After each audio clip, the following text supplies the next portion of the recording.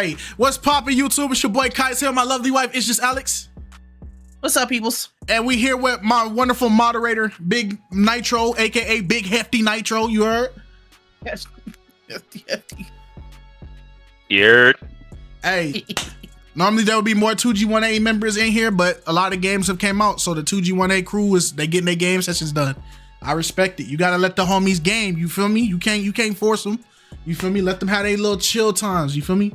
But let's get this party started. First things first. As we do every Flock Talk, pop the balloon. Let's start it off, and then Blessed has a topic for us. She will have the topic to start off. But pop the balloon, episode 50.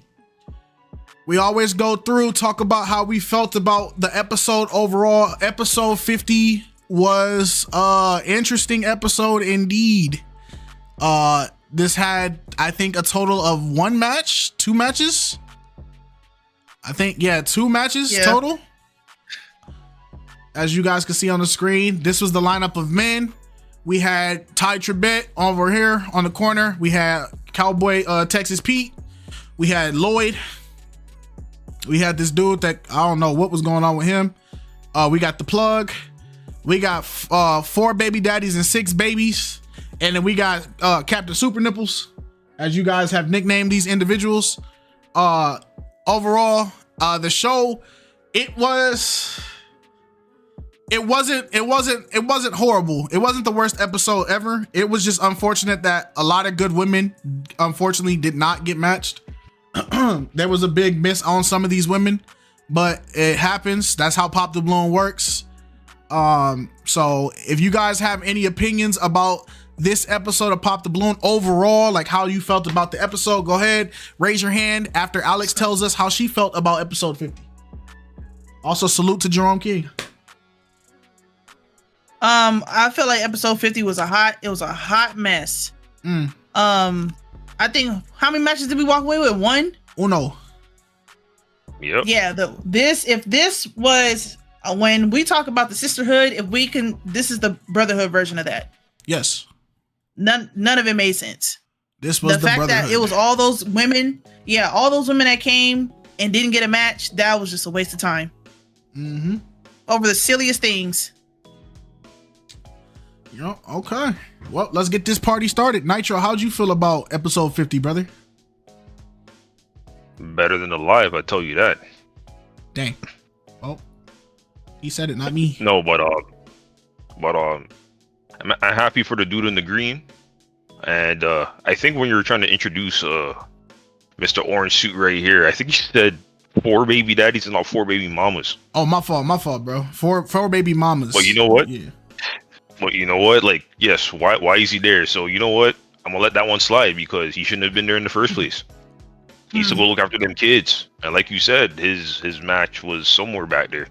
So I mean, who was watching the babies? Yeah, the mamas. So, all right. Yeah. Let's get this party started then. Let's start bringing people up. Boom. First we got Steppa, then Eric, then Blessed. Big Steppa. Yeah. Yeah. What's the word? What's the word, people? How you feeling? Feeling, just trying to get through the night. At work. So how I feel about episode 50? Honestly, as a man, I was very much disappointed. Then the lineup, very much, I don't know what a person wants or what they want in a female. You know what I'm saying? I mean, it's not just both genders, but like, a lot of friends do it too on the Pop the Balloon, but just very disappointing. Not much. I'll go. I give it was like I could like So I'm gonna come back. Yeah. All right. I got you. No problem, man. We know you work, man. We know. Thank you. Yep, no problem, man. We All understand. We understand. People be working, y'all. Y'all got to be lenient for the people that got jobs. They be out here outside working. And I want to test one thing really fast because I don't think. Okay, yeah. So when you're in pop-out mode, you can't move people. You can't drag people. You can't do nothing, bro. Pop out is garbage. Really? Yep, it's garbage. You can't do anything. So it stops you from literally doing everything that you need to be able to do as a moderator. So we're not. Well, full screen is good. Full screen looks good enough. Well, the problem with full screen is it closes it like every 30 seconds, but it's all good. All right, Eric, go ahead, man. How'd you feel about episode 50? Can you hear me? Yes, sir. He is server muted. There you go. No, he's serving me for you. I can hear that man fine. Oh, I couldn't hear him. How you guys doing today? We're blessed. Good, how are you? Yeah, I'm blessed, man. It's good to see you guys, KiteZz and Alex. Like I always say, you guys are doing a phenomenal job. You know, I really wanted to talk about the Netflix thing, man. That was an awful display. I couldn't believe what I watched yesterday. So I was. Hold on, family. We gonna get to the Netflix thing. This one's about right now. We're talking about episode 50. We gonna get to the Netflix thing. Don't worry. Oh, we got you. man. Okay. Yeah. I apologize. No, you straight. Yeah, episode 50 though. There could have been, like you guys alluded to, there could have been like at least maybe 3 or 4 matches, but I don't know what be happening, man. It was some, the first lady, she was beautiful. She was gorgeous. All the lady was gorgeous, but some of these brothers, I feel like they just come there to play. I don't know. They're not serious. And I don't understand why they don't take it serious. Arlette and BM, a prime example. Yo, come here, try to find love. But some of these guys, like the brother that popped on the first, or the lady popped the guy with the tight shirt, whatever. She popped his balloon, right? And then he got his balloon back. Then he popped. It made no sense. Like, why you didn't just, if she was taller than you, why you didn't just keep the balloon popped? I didn't understand that. Yep. Why you didn't say, no, I don't want it back? That was just right there. I be questioning some parts of the show. I'm like, what is going on? Is this like, I don't know, man. I mean, some of the brothers, man, they got to be intentional when they go on here, man. Just look to find somebody. But more than likely, they go on there, probably just if they don't get a match, their DM's going to be popping. So I guess I'd rather meet somebody in person than on the DMs and the social media. I don't know how that is for some guys, but that's just my take on that. That could have been at least maybe 3 or 4 matches, but some dudes be playing. Sometimes women be playing. They got to. BM and Arlette, they were a prime example. They want people to be serious, but I feel like some people they don't care, And they got to do a better job of vetting, though. Because, like, if Arlette and BM need to do, they doing this, BM need to do when he vetting his folks, like, they need a deal breaker question, like, hey, are you looking for marriage? Yes or no? If they say, nah, I'm not looking for that, nah, don't even bring them on the show. That's my main thing. Like, BM needs to start doing that. But overall, though, episode 50 was okay in my opinion. But it could have been 4 or 5 4 matches, probably. But that's my take. Okay, valid take. Shout out to Eric. All right, blessed. Then we got Duty Mac and the king of the flock, Chris himself. Good evening, everyone. I hope y'all are doing blessed. So I definitely want to talk about Flop the Balloon on Netflix for sure when we get to that. But for now, I definitely just overall, my bone to pick with the episode is the whole comments on the woman having weave or makeup. I thought that was interesting because I feel like in real time, in the real experience, men don't seem to be super anti-weave or makeup. And in personal experience, I know my husband loves my natural hair, but he doesn't mind if I wore weave or makeup, it isn't a super big deal. And on top of that, the host Arlette, every episode of Pop the Balloon, she's literally wearing weave and makeup, and she's married. So the woman I think will naturally come with that same essence if they're promoting Dress to Impress, and this is how the host is as well, then that's how they're gonna come. So to me it's just kind of I feel like it's hit or miss because there's things that you can take off and change, you know what I mean? But I do understand a sense if it's super kick or super over, then they might be drawn away from that. But I just thought it was interesting because they would say that for one of the ladies, but then down the line, a different lady, they didn't pop on her, but she's still wearing makeup too, Yeah. So that's my whole thing. But that's all. Thank y'all. Okay. Shout out to Blessed, and we'll bring you up so you can start the topic for the Netflix Pop the Balloon. Chris, King of the Flock. Chris, come on up here, big dog. Let's hear what you got to say. Man? How you doing, family? What's up, Alex? Hey. I'm doing well. I'm doing well. Well, okay. 50 is like all the other episodes. They were popping for teeth, hair, and all that extra stuff. See, the guys aren't asking trivial questions. Like, for example, if I was on the show, I would be asking this woman, if we're on a date and if I tell you to sit right there, what would be your response? I'll be asking stuff like that. But yeah, once again, man, a lot of insecure guys, lack of, once again, leadership. Now, I know Miles don't think leadership counts, but that's on him. Dang. You know, but yeah, just all that. But listen, that guy with the 6 kids, he actually could have walked away with somebody. All he had to say to those women is, hey, listen, yes, I do got 6 kids, but you won't be seeing my 6 kids for about a year because it's all about me and you right now. So don't worry about them. Focus on me. The 6 kids. So the focus should be on, yeah.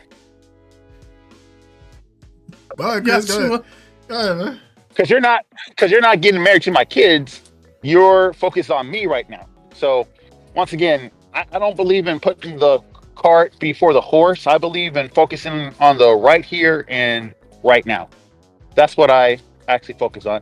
And by the way, I started a GoFundMe for Mr. Miles. Dang. Yeah, I started a GoFundMe for him for a hearing aid and some glasses. Yes, I started just for that because because I mentioned because he said that I live in the basement, but I've always said that I also do lift. So in doing lift, you pick up patterns on people and you notice different things. Once again, I have different experiences with women. So this is why I can come up here and say to you guys that women will make exceptions because I've been the exception to the rule. I have actually experienced all this stuff. So no, I'm just not quoting stuff off of YouTube, just like Miles think I'm doing. But I actually live life, Miles, and I actually have women cook for me on the second time of actually meeting me. Something that you probably never experienced, bro. But that's okay, brother. But you guys have a great evening. Too early.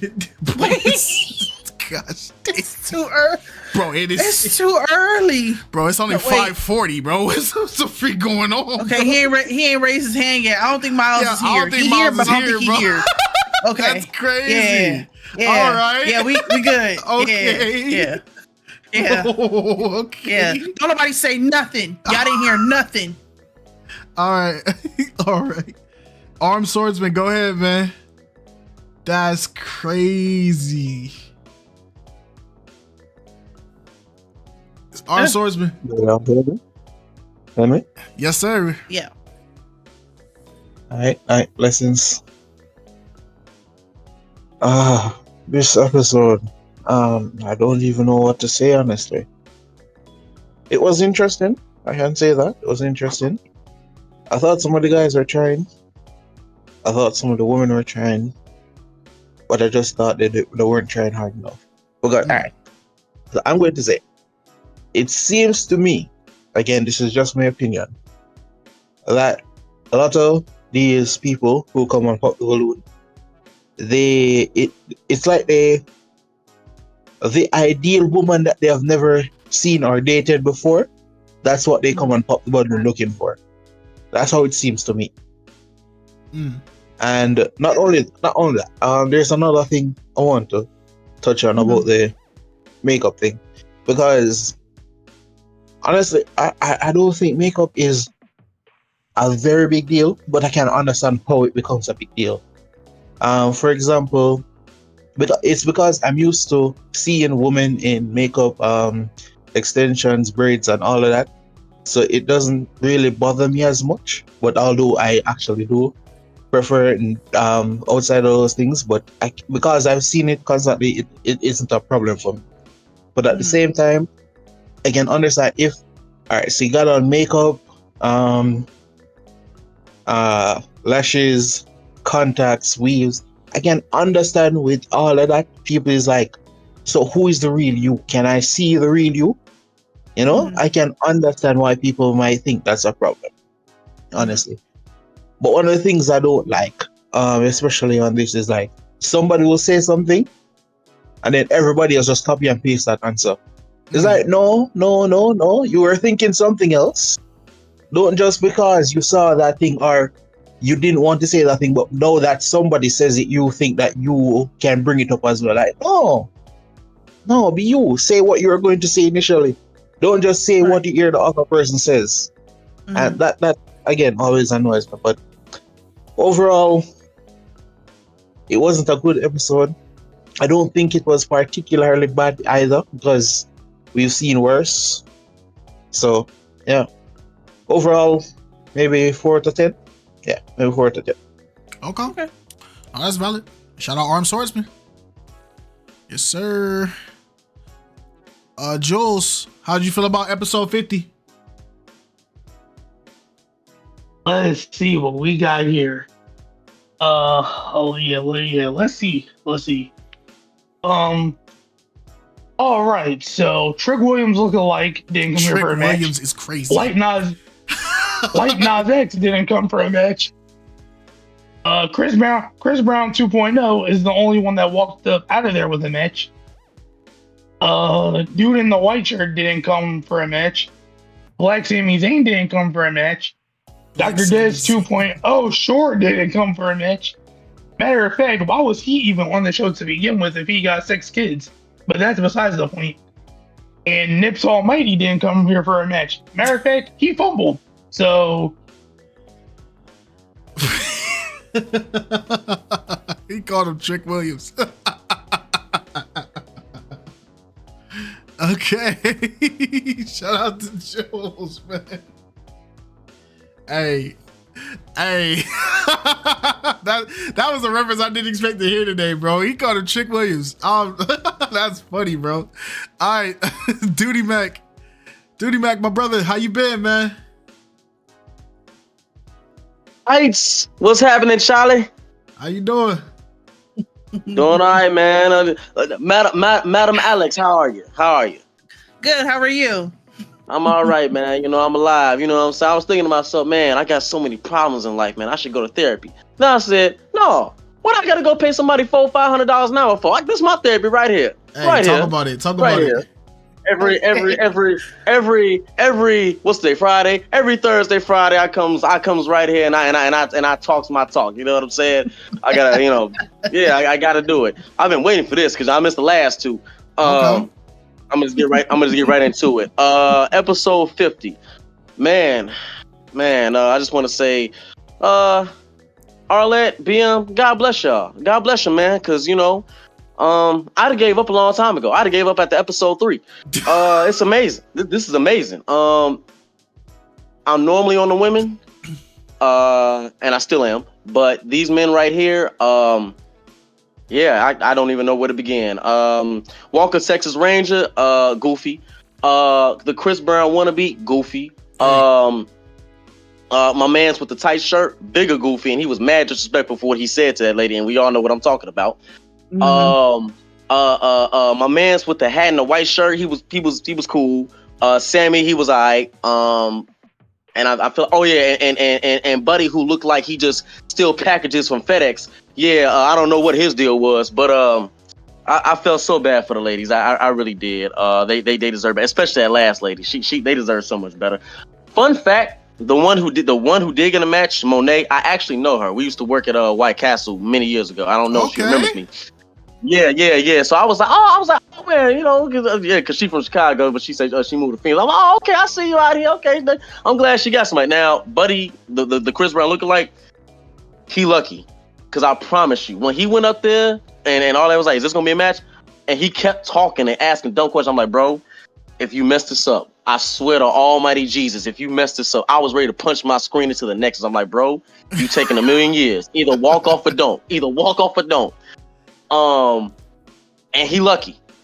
I promise you he was lucky. So, all in all, it was just And they say women have high standards. Yeah, man, it was just a subpar episode. If I had to give it like a rating, it was like what Warren Swordsman say 4. Yeah, this was a -1, and that might be me being still nice because Jesus.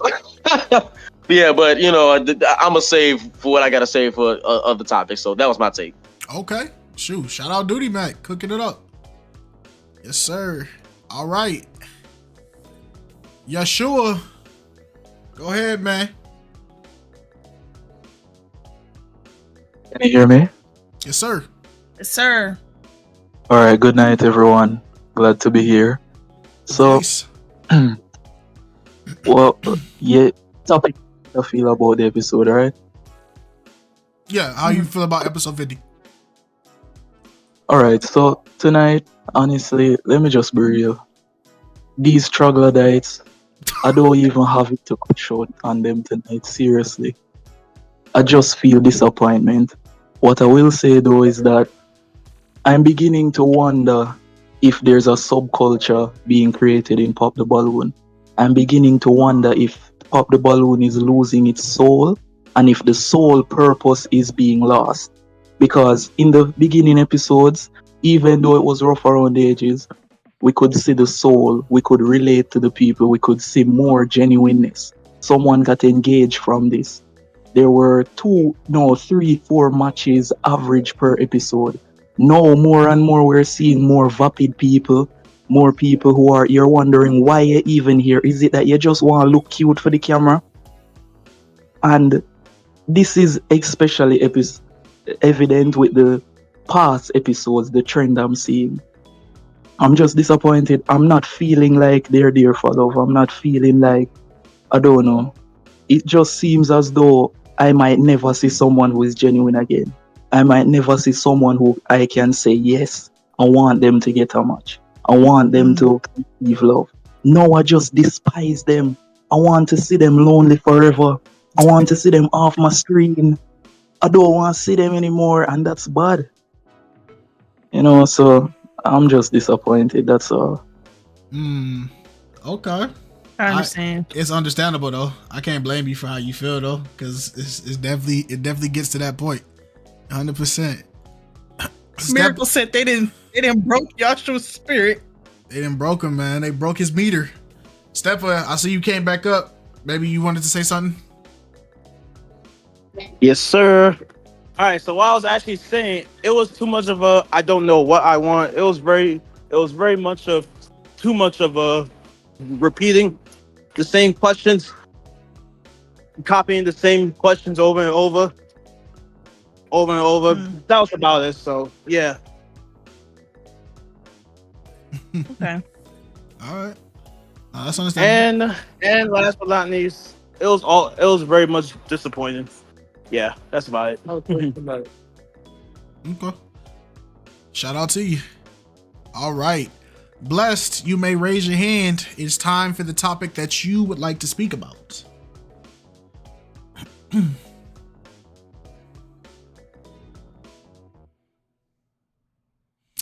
Welcome. Hey, thank y'all for having me up again. No problem. So yes. Okay. So wow. The Pop the Balloon Netflix is something I really wanted to say a little piece about, okay, because I really did not expect that. Like, okay, when I saw that it was announced and they said they were gonna have reality TV stars, my whole thing immediately was like, oh, now this is about to be like a show, like, you know what I'm saying? Because like I've always loved and watched reality TV, Married at First Sight, Love Island, Love is Blind, Married to Medicine. So I'm not like against reality TV, even though sometimes it could be, dramatic or production influence, you know what I'm saying? But like, if it's a good show, I'm gonna watch it. It's entertaining, But one thing about all of those shows that I said, like, they all have a storyline. And so the thing with Arla and BM and what they got going on in their channel is they do have a storyline. Like they have catch-ups, they have the reunions, they have BM talks to them. So it like keeps you coming back, keeps you engaged. And another thing is like, you know, anytime a couple matches goes out on dates and BM talks to them, you know, his tagline, this is what it's all about, right? But what I found interesting was in the introduction to the live itself on Netflix was when Arlette knocked on Yvonne's dressing room door, and she was like, I can't remember verbatim, so I'm paraphrasing, but like, the host was like, Yvonne, she was like, oh, I'm ready for like Pop the Balloon, like watching, you know, Love, you know, and then Arlette was like, what? Like, we're here for all the viral things that people are gonna say, like, not for the love. I don't know. I thought that was interesting, and that like literally set the tone of like what genuinely happened in that episode. Like, it was definitely, she was saying more like, love. "Are you ready for all the nonsense that they're about to say?" Yes, exactly. So that I really found that was like interesting, especially when they said like it's gonna be reimagined. So here's my thought, right? And I was thinking like, okay, maybe it's gonna be like literally like a find your match type of dynamic where it starts off like, you know, pop the balloon, you match with somebody, and then maybe they film them like going on a date and like film them, you know, like kind of an ongoing story, you know, storyline per se. And then maybe even after a couple matches, there's like an immediate post interview or something like that. I don't know, but what I saw was so atrocious. Like, I put it on my TV, and then I had my I was on the Discord with y'all, and I was watching on the TV with my husband, and my husband literally was like, "What is this?" Like, walked away, because we watch Pop the Balloon together sometimes, and no, like, it was that trash. Like, I did not enjoy it at all. I did not appreciate the racially charged comments at all that y'all explained very well, and you know, y'all's review as well. Like, I did not like it one bit. And all the posts and comments I've seen on TikTok, I have not seen like one person say that they liked it. Like, I've seen everyone like critique it in a sense of like it wasn't good, and we just gonna keep going with the YouTube version. Right. Like, I just didn't appreciate it. It definitely was not a diverse cast. In my opinion, it was definitely on the very pale side, and definitely on the thinner side as well. So it's really interesting. I feel like it wasn't palatable for like people who actually watch Pop the Balloon or Let's version. So yeah, those are my takeaways and my thoughts. So I appreciate y'all. Okay. No problem. So then I guess that the topic we're gonna do then is, what is you guys' takeaway on Pop the Balloon Live? How do you feel about Pop the Balloon Live? Yeah. Okay, Chris, you the first one up here. Go ahead, Chris. How do you feel about Pop the Balloon Live? Well, I'm gonna call it woke the balloon live. There's a lot of like undertones with wokeness and all that stuff. And I want to say this, guys and women, if you let the show influence your actual dating life, you are cooked, because that's not how dating actually works. It does not work like that. Dating is pretty simple. So don't let this influence your actual dating life in reality. That's it. Okay. All right. Shout out to Chris. Also, you guys in the YouTube chat, you guys can type how you felt about the episode 2. I will read it eventually. Jamie said it was really bad. The Netflix version made me feel like it was a parody. Lala said it was atrocious. D Brick said Netflix SNL skit. I do not watch SNL. Edward said, love y'all. We love you too, family. D Brick also said, well, it is Pop the Balloon Live, not Pop the Balloon Live and find love or even find a date. It is not about finding love or even a date. Pure whack comedy. All right, Eric, how'd you feel about Pop the Balloon Live, boss man? And Alex, I'm sorry, did I cut you off? No, you got it. Go ahead. My fault. Go ahead, Eric. Yeah, man, I wanted to talk about this last night. When you I forgot you guys got on the flock last night. I didn't even catch that. But man, the racial undertone that was displayed, man, what? I couldn't believe. I'm like, I mean, if this, I'm thinking this is like 1950s, 60s, or 70s. This is 2025. You know, and they doing that. You know, Netflix wanted to make a point and prove a point. Like, we're gonna take the biggest pop the balloon Arlette show. We're gonna make sure we get her because apparently about 4 or 5 months ago, somebody in Arlette's comment said Netflix actually offered her $20 million, but she turned it down. So I don't know what happened during that time span. And the person actually asked, "How do you know that?" And he said, "BM told me." And I'm like, "Dang!" I was kind of newsy, but what did Netflix had to do to offer her more? Or I don't know what happened, but man, if this is all about money, this is, I mean, all money isn't good money. You know, I mean, I don't know, but they really wanted to showcase Arlette and BM, and I feel like they embarrassed them. You know, when the initial take, when they like the start of the video, or like knocking on the door and everything, Yvonne, man, and her like the camera angle and everything, they was showing the way they show Arlette, it was just, the quality was bad. I'm like, what they trying to do? Like, you know, and then I don't know. They ended up giving her a strip that what was like, she had to say some lines and everything. I didn't like that. I felt like, let her be herself, you know. And they could have edited that part out because there were some parts I didn't like. You know, they could have, but Netflix try to, in my opinion, they try to embarrass her and try to make it seem like, oh, you didn't bring the white person on your show. We're gonna make sure when we get you, we're gonna make sure. Like, I don't know. That's just my insight in it. And then obviously they brought out the first white guy. The first guy to come out was a white guy. Arlette never done that. She never. I mean, this was so much like, we gonna target you because you get all the views on YouTube. We are Pop the Bloom. When we get you, we're gonna make sure we send a message out to you. And this is what I thought. This is my insight, my discernment from it. This was embarrassing to watch, man. I couldn't believe it. And I hope Arlette and them, hopefully they fix this thing up or they sever tie with Netflix, because Netflix is gonna try to make a mockery out of them. They don't care. They got all the money. They gonna try to really embarrass them, and I hope Arlette and them probably try to fix this, or literally like, hey, we're gonna pull away from Netflix. They ain't really rocking with us for real. They don't have our best interest. They just need to see that right away. I thought BM was gonna come out and say something about, hey man, we don't put out that production. We're gonna try to do better. We're gonna talk to the people at Netflix. That's not our product. We're gonna try to do better. I'm hoping he can come out and say something like this, man, because I have a lot of respect for BM, you know, and Arlette. But they need to. I was embarrassed, man. Totally. I ain't gonna lie to you. It was definitely embarrassing.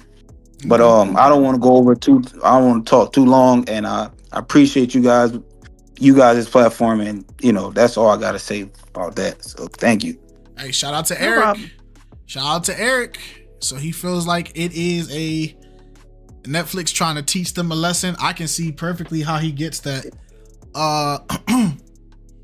Nitro, how'd you feel about Pop the Balloon Live? I did say it. I said it when we did the watch party. The reaction, and it was like a train wreck, right? Like, it was bad and like a train wreck. You know what they say? You can't look away, right? So that's really what it was. So the fact that we're able to even talk about it and just see all the mess ups, like the worst Pop the Balloon episode on YouTube wasn't as bad as what we saw and reacted to Pop the Balloon Live. And again, I go back to when you look at the Dave Chappelle episodes and the reason why Dave Chappelle left, right? This can be a similar type of reason of when that money, or when they approach you with a certain amount and you lose that creativity, that soul that everyone's been talking about, which has been consistent since we had the reaction yesterday to it, and just before me talking right now, is like, it lost that soul, at least on the live portion of it, right? Whereas, you know, the YouTube portion that they have full control over, you know, it just becomes more refined over time, right? Whereas this is like a parody. Hopefully I'm saying that right. it became like a joke, right? Because like I said, as soon as I saw Johnny Bananas come out, I was like, okay, I was like, I know where this was going. You didn't have to show me anything else for me to know what was going to happen. So Okay. yeah. Oh, that's valid. Waste. We're about to get to Jules next. Let me read the chat real quick. So Maria said, I'm wondering if Arlette and BM will continue with Netflix when they are Christian and people on the show are talking stupidness. Most likely Netflix won't even bring up the religious part, or if they do, it's probably going to be some foolishness. We all know that the entertainment industry does not support God. Valencia said, I don't know how big of a part y'all think they had in this. If Arlette is allowed to keep her original show, their part in this Netflix thing is not that big. It's not big. Yeah, I agree. I like we said yesterday, I feel like they slapped Arlette and BM's name on it because they the biggest YouTubers that do it. But yeah, Edward, even if he meant to call her a sloth for her feet looking like she was hanging from trees, why would you say that to a woman? What kind of man?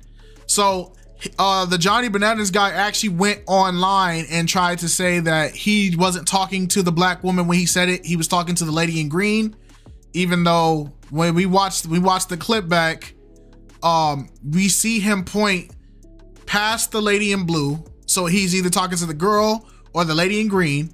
Then he comes back and points to the lady next to the lady in blue and says something. Then right when he points, the camera cuts to the lady in blue, and that's when he says it. Now, if he didn't say it, there is no way for us to know if he did not say it. We can speculate, but the lady in blue, she reacted saying, oh, is he talking to me? I know you're not talking to me. Why would she have that reaction unless it was pointed in that vicinity? Now, he can say what he wants. I think that we can't debate because all we got is the camera angle. Maybe there's other footage, but till then, I smell cap. I smell cap on it, and all it takes is these internet celebrities to say, "Oh, I didn't do that. It was the wrong angle," and everybody just go immediately be like, "Yeah, it was the wrong angle." It's like, I don't know, bro. The cut was perfect. Like they put it on that lady right when he said it. So I'm calling cap. Jamie said, I don't think it's really. Oh, what happened? I was gonna say one thing just before you cut to that is, Bananas. If you watch reality TV, right, you see how you just mentioned how you said he wasn't talking to that lady, right? And it's like angles. If he has a history of trying to dodge the bullet, if you will, right? If you just watch throughout the challenge course, he has that personality of roasting people, being the goofball, but then he's also complains about he can't find the right one, but he has a history of just acting the way that we did see him, right? So if you watch just, the shows that he's been on, right, and then you see Pop the Balloon live, what you had just said, right, because I'm figuring that you don't watch the challenge, right? No. What you just said hits really close to a bullseye. Okay. All right. Jamie said, I don't think it's really a bad look on Arlette and BM. I see they gave their input and it wasn't used or considered at all. Right. Knowing the type of professionalism and quality that Arlette and BM bring to their productions, I don't think this is what they intended for Netflix. Notice how they haven't made any comments about it. Right. I hope this show is not weekly. Unfortunately, boss man, you got 4 more weeks of it. Keisha said, yup, Johnny is an agent of chaos. Dang. Jerome said, well, I didn't watch the first one. I'm not watching the rest of them. Much respect to Arlette and BM. But once the suits get a hold of something, it gets destroyed. Oof. All right, Jules, how did you feel about Pop the Balloon live? Like I said last night, I think it was complete and utter garbage. And if Wes just happens to see this, I just want to let him know, as someone who also goes after snow bunnies, I was very much disappointed from what I saw last night. As a representative of the I Like Snow Bunnies community, I was very deeply saddened. They wasn't up to your standards. I was deeply saddened by last night's antics, but it's okay. Right. But all jokes aside, though, I feel like this thing was kind of cooked from the start. Like you said, I feel like BM and Arlette had no input whatsoever into what happened last night on stage. And the host, oh Jesus, I feel like the host had zero control of what was going on and didn't know exactly how to handle herself in that setting. And the reason why I say that is it was chaotic. People were going back and forth. I mean, it was nuts. Hey, shout out to the super chat from Nitro, the $1 super chat. We appreciate you, family. All right, $1. hey, it's better than no You dollars. got a $1 meal. It's better than no dollars, man. I ain't mad at it. Anything is a blessing. No cap.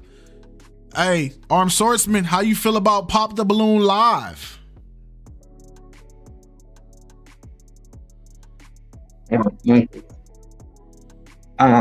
Honestly, I'm going to take a different stance from everybody. I think y'all are being hard. I think y'all are really being too hard because, all right, let's be honest. Arlette and BM's Pop the Balloon is the best Pop the Balloon, right? Right. Mm-hmm. So is it surprising that somebody else tried it and didn't get it right? Come on, is it really surprising?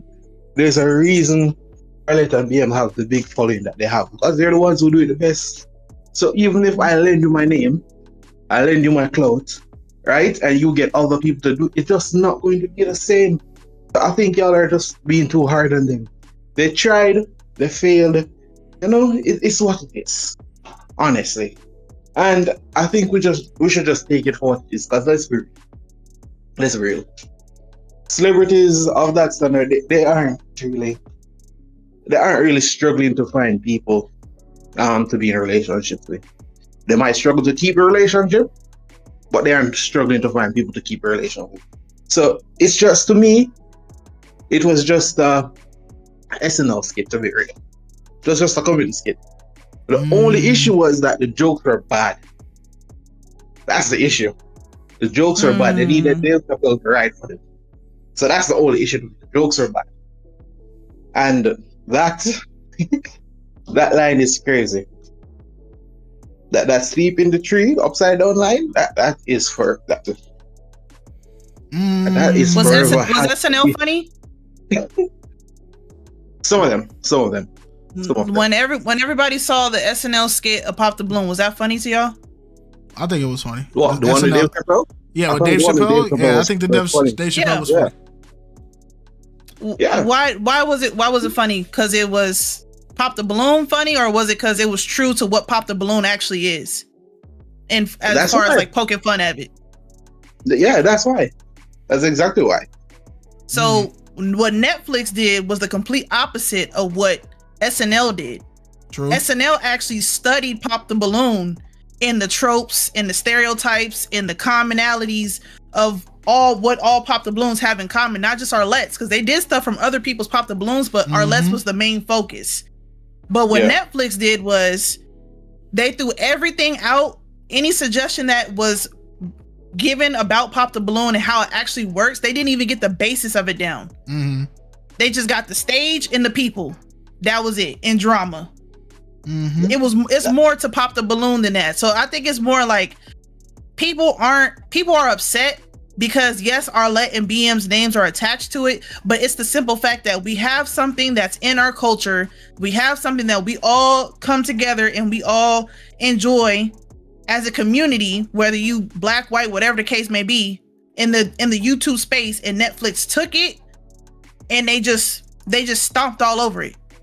They took all the hard work from not even just Arlette's Pop the Balloon, but other people's Pop the Balloons, because that was offensive to all creators that take the time to actually do this stuff without the budget that Netflix actually has. Netflix could have did a lot better than what they did, but they chose otherwise. It was very spiteful. It was very a spit in the face, and like it was a mockery to anybody that enjoys Pop the Balloon or anybody that creates Pop the Balloon. That's just my opinion about it. Yeah, and I can get that, and I can get how you feel there. But again, my issue is just that I think the main disappointment comes from the fact that because we know that Arlette and BM's name is there, we were expecting maybe a similar product, or at least at least something close enough where it's actually funny, right? So I think that's where most of the disappointment comes from. But honestly, going in, I actually had no expectations from because we know what happens when they get our stuff. No, that's true. No, that is true. We know what happens when they get our stuff, right? Yeah. So to me, I had no expectations. So when I saw it, I was like, "This is what I expected." It's just that the jokes are really bad. Yeah, I think it's more disheartening as a creator. Disappointed. So yeah, I just think it's more disheartening as a creator because you sit and you go through all those things of trying to have creative control, and you finally have creative control the way that you want it, just for a big network to do what they did, and just like you don't have any type of creative control. You thought you was finna have it. They told you a good game, but now you don't have any type of creative control, and now your name has to sit on that. It doesn't have to. They choose to have it sit there, but they're under contract. So for however long they got to be under contract, that's just what it is. So I get armed. I get what you're trying to say. I have an extreme disagreement with how to view it, right? And it's simply because people expect the high level quality of this product because this product essentially is YouTube content creator product, right? And if you look on YouTube, there are so many YouTube content created products of Pop the Balloon or 20v1 or whatever, to the point where even a reaction channel like Tippendale can create his own Pop the Balloon. You get what I'm saying? With the basic formula. And so essentially the reason why a lot of people are upset with this is stuff we're getting for free. We getting high quality entertainment with genuine interaction television for free. The problem is one, it's like when you have a good recipe for some food, and everybody knows that the way you cook this food is through this recipe, and the recipe will always be good. And then they go, hey, we're about to cook this dish that everybody else cooks. We're gonna cook it, but we're not gonna give it away like everybody else does for free. You gotta pay for this, even though you already have it. You gotta pay for it. And then when you get there and you paid for your seat, you sat at your restaurant, the rater, everything's good, everything got a fresh coat of paint, and then they bring the food out, and the food is not even what you guys were told it was gonna be. They told you it was gonna be some spaghetti. They came out, they gave you a piece of pie. It was a piece of pie with beans stuffed in the middle, a bean pie, right? And you're going, yo, this is not the spaghetti. And they go, yeah, it got the name of spaghetti though. We call it spaghetti pie, even though there's no spaghetti at all, but we're gonna call it spaghetti pie. And then they go and say, all right, but here's the beautiful part about it. We didn't put none of the original ingredients. None of the ingredients that you love is in this pie. There's nothing in there. But we're gonna take all artificial. We're gonna take what we think everybody is. We're gonna take what we've seen. We've never cooked a pie ourselves. We watched some clips of a guy making a pie, and we're gonna serve that to you behind a paywall. So you didn't get your spaghetti that you paid for, and then they cooked you a dish that they didn't know how to cook, and then they served it to you knowing that the ingredients and everything was wrong in the dish, and said, here, how you like it? That's why people are upset. Where's the stuff I paid for?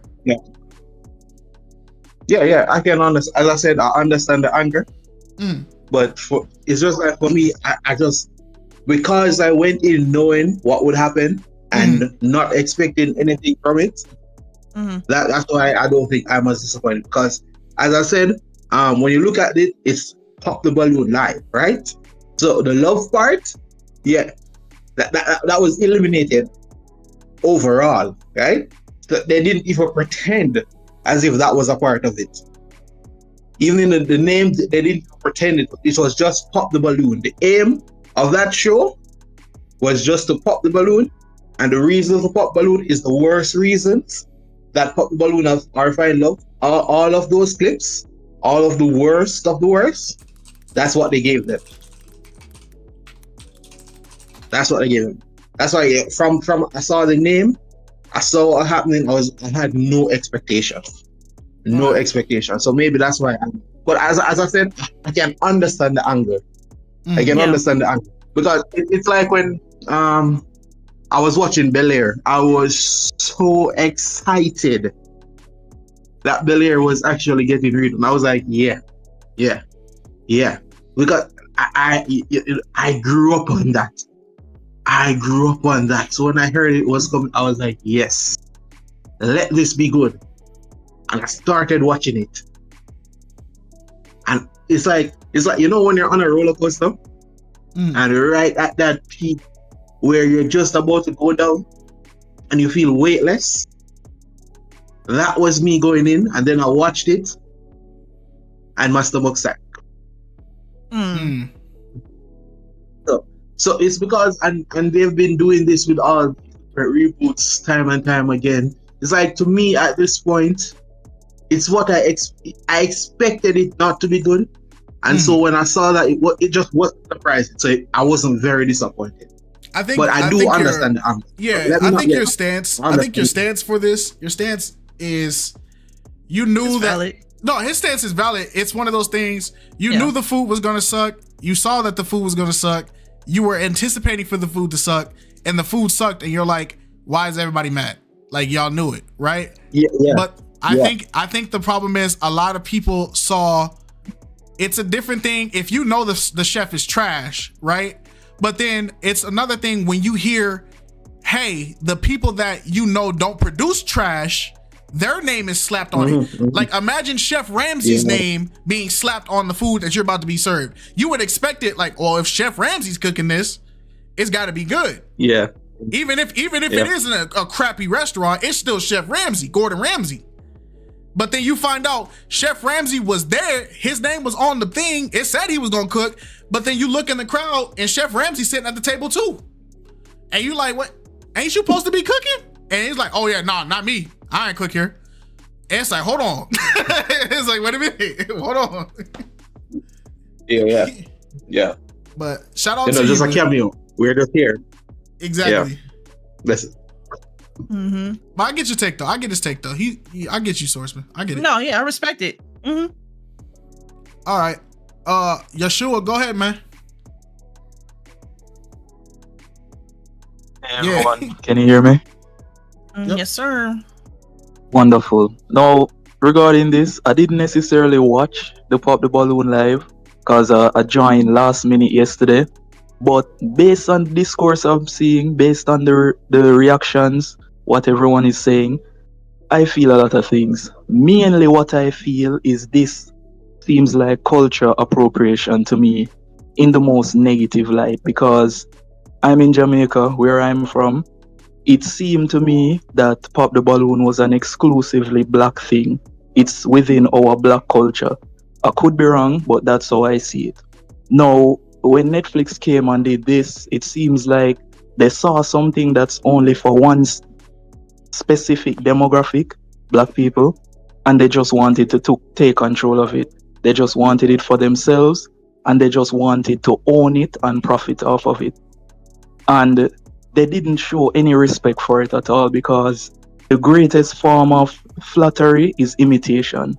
They didn't imitate this. They didn't show what the true goal is. Arlette and BM say it all the time. They're Christian, they follow Jesus, and they want people to find love. What they exemplified is the complete opposite. What this reminds me of, for example, hypothetically, there's this white woman. She goes to private school. She does everything in white society, lives in a suburban area. However, her only experience with seeing black people is looking at the negative media, like the reality drama, the rap music, say for example, Sexy Red, and all the negative aspects. That's all she consumes. So then when she gets around black people now, she's behaving ghetto, she's talking to them ghetto, asking why you're not doing drugs, thinking that That's how all black people are. That's what they're doing on Netflix. I disagree with what the last person said, mainly because when they do this, it puts a big spoil on the black culture, because that they're basically saying we are showing you what pop the balloon is. When people look at that pop the balloon, they're think, so this is how black people get down. This is what black people be doing. This is how they deal with it. I knew that, so it's just more negative propaganda for us, and it soils the reputation now.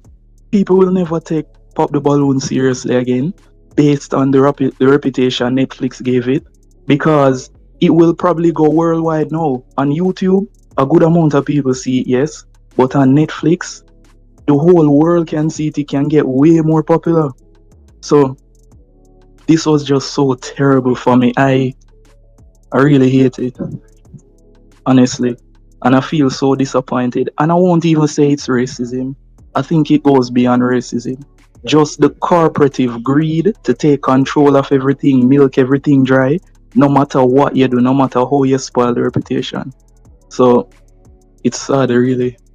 And with even Arlette and BM, I don't think that they knew it would be like this. Remember, they're living for God. They're living for Christ. If they knew it would be like this, they would never said yes. I think Netflix gave them sold them a dream, told them that we'll honor your religion, we'll do this, do that. But what I think they did, they set the contract in a type of way that if they break their side of the agreement, there's nothing that can be done. That's what I think. So, yeah, that's about it for me. Hey, Yeshua cooked up. He cooked up.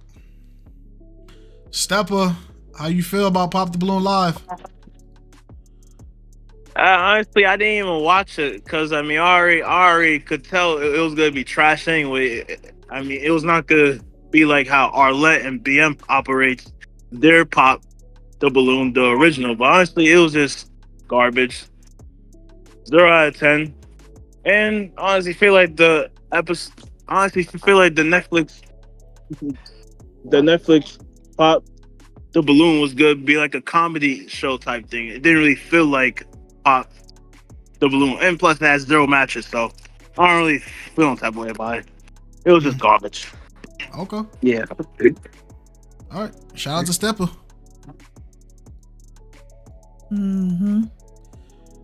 Y'all really have high expectations for people. Dang. I don't think it's that. I think it's the fact that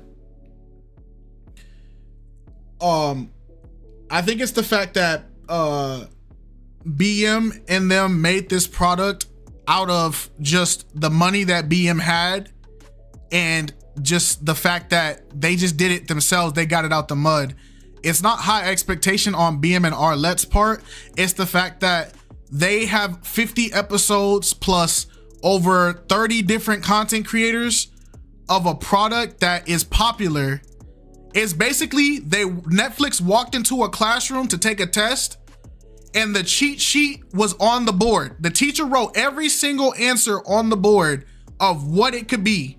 And then to help you out even more, not only did the teacher put the cheat sheet on the board, the teacher was going around answering people's questions for them. Not only that, they then called in 2 tutors for this lesson specifically to come into the classroom during the test. So now you had the teacher, you had 2 tutors, and you had the cheat sheet on the board for this test, and they still got a 0 out of 100. It's talking about the godly aspect of it. Oh, I'm talking about the godly aspect of people keep throwing Arlette and BM's name. Nobody knows how they actually live. It's the fact that it's the representation. We can only go off of what people see, right? So if you see somebody talking about God, people throw it on us all the time too. If we do something or say something that is not in line with our faith, we get checked about it. But at the end of the day, it's because once you put yourself as a person who puts God first, and you put yourself on a platform where you put that Jesus is what your driving force or your driving motivation, it's not high expectation. It's just, you got to remember that this Christ walk is not talk for talk. Like, you get what I'm saying? If you're going to say you work for Christ and you're going to do it for Christ, you really got to show it, because you're not of this world. And if you start producing fruit or you start showing people that, yeah, the Christ thing is just for show, then of course people are going to be like, hold on now, I don't jack with this. It's the same thing with us. People, we look at the could have been thing. Everybody wants us to react to could have been, right? That's what people asked for. People wanted it. We did it, but we had to censor it. And even when we censored it, people were like, are y'all sure? Like, hold on. Even though they was what they asked us for. If we would have dropped that could have been with just raw cursing unfiltered, it would have happened the same way it happened with one of the Pop the Balloons we reacted to. We reacted to a Pop the Balloon that was cursing. It was bad altogether. We didn't. Hey, shout out Grown Men Talking. Blessing my people. Keep up the great work. Hey, shout out to you. Hey, shout out to you and your wife. Hey man, hopefully you guys are doing good. Hey, make sure you guys go check out Grown Men Talking. They produce Meet to Marry. Please check out their content. Yep, we dropped the reaction to episode 1. Episode 2 reaction should be coming out soon. But and they do their own podcast too. Right. They do. Yeah, they do. We did a Pop the Balloon reaction and we didn't censor it.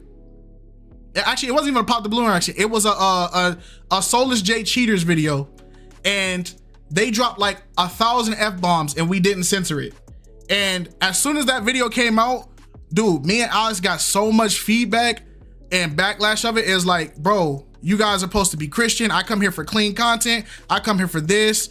I'm really disappointed in you guys. Why did you guys allow this? And at first I was upset because I'm like, dang, I'm just a reactor, bro. But then it's like, nah, because these people come to you for a certain reason. They come to you because there's a strong representation. It's an environment that you've created, and the sanctity of that environment that you created for them, you just violated it. So I understood why people were mad at us. At first I was like, this is a lot of expectation, but it's like, no, if you say this is a Christian content channel and then you show me something where the F-bomb is dropped 85 times, you're giving me mixed signals. You get what I'm saying? I do feel like sometimes even people that are believers or aren't believers, they do use that and weaponize it against us at times. Even when we have the all intent of not doing the things that people accuse us of doing. Yeah, so right, I feel it. Yeah, it's like you said, but for a long time they weren't censoring things, but they just started doing that as of lately. Very true. But it's one of those things is the Bible says that you're gonna be held responsible for what you know, right? So when you learn the gospel, once you know the rules of the gospel and you know what sin is, you're held to that standard of, now that you know it, you're susceptible to if you do it again. So now I know stealing is wrong. If I keep stealing after I just learned stealing is wrong, I'm going to be guilty of it. I'm gonna have to be held responsible for it. Because then I'm not repenting by if I start stealing again. So that's kind of, they started changing it up a little bit. You even see they started censoring their stuff. You see, we do it as much, but you feel me? We try to censor everything, but sometimes I don't catch everything. I'm human.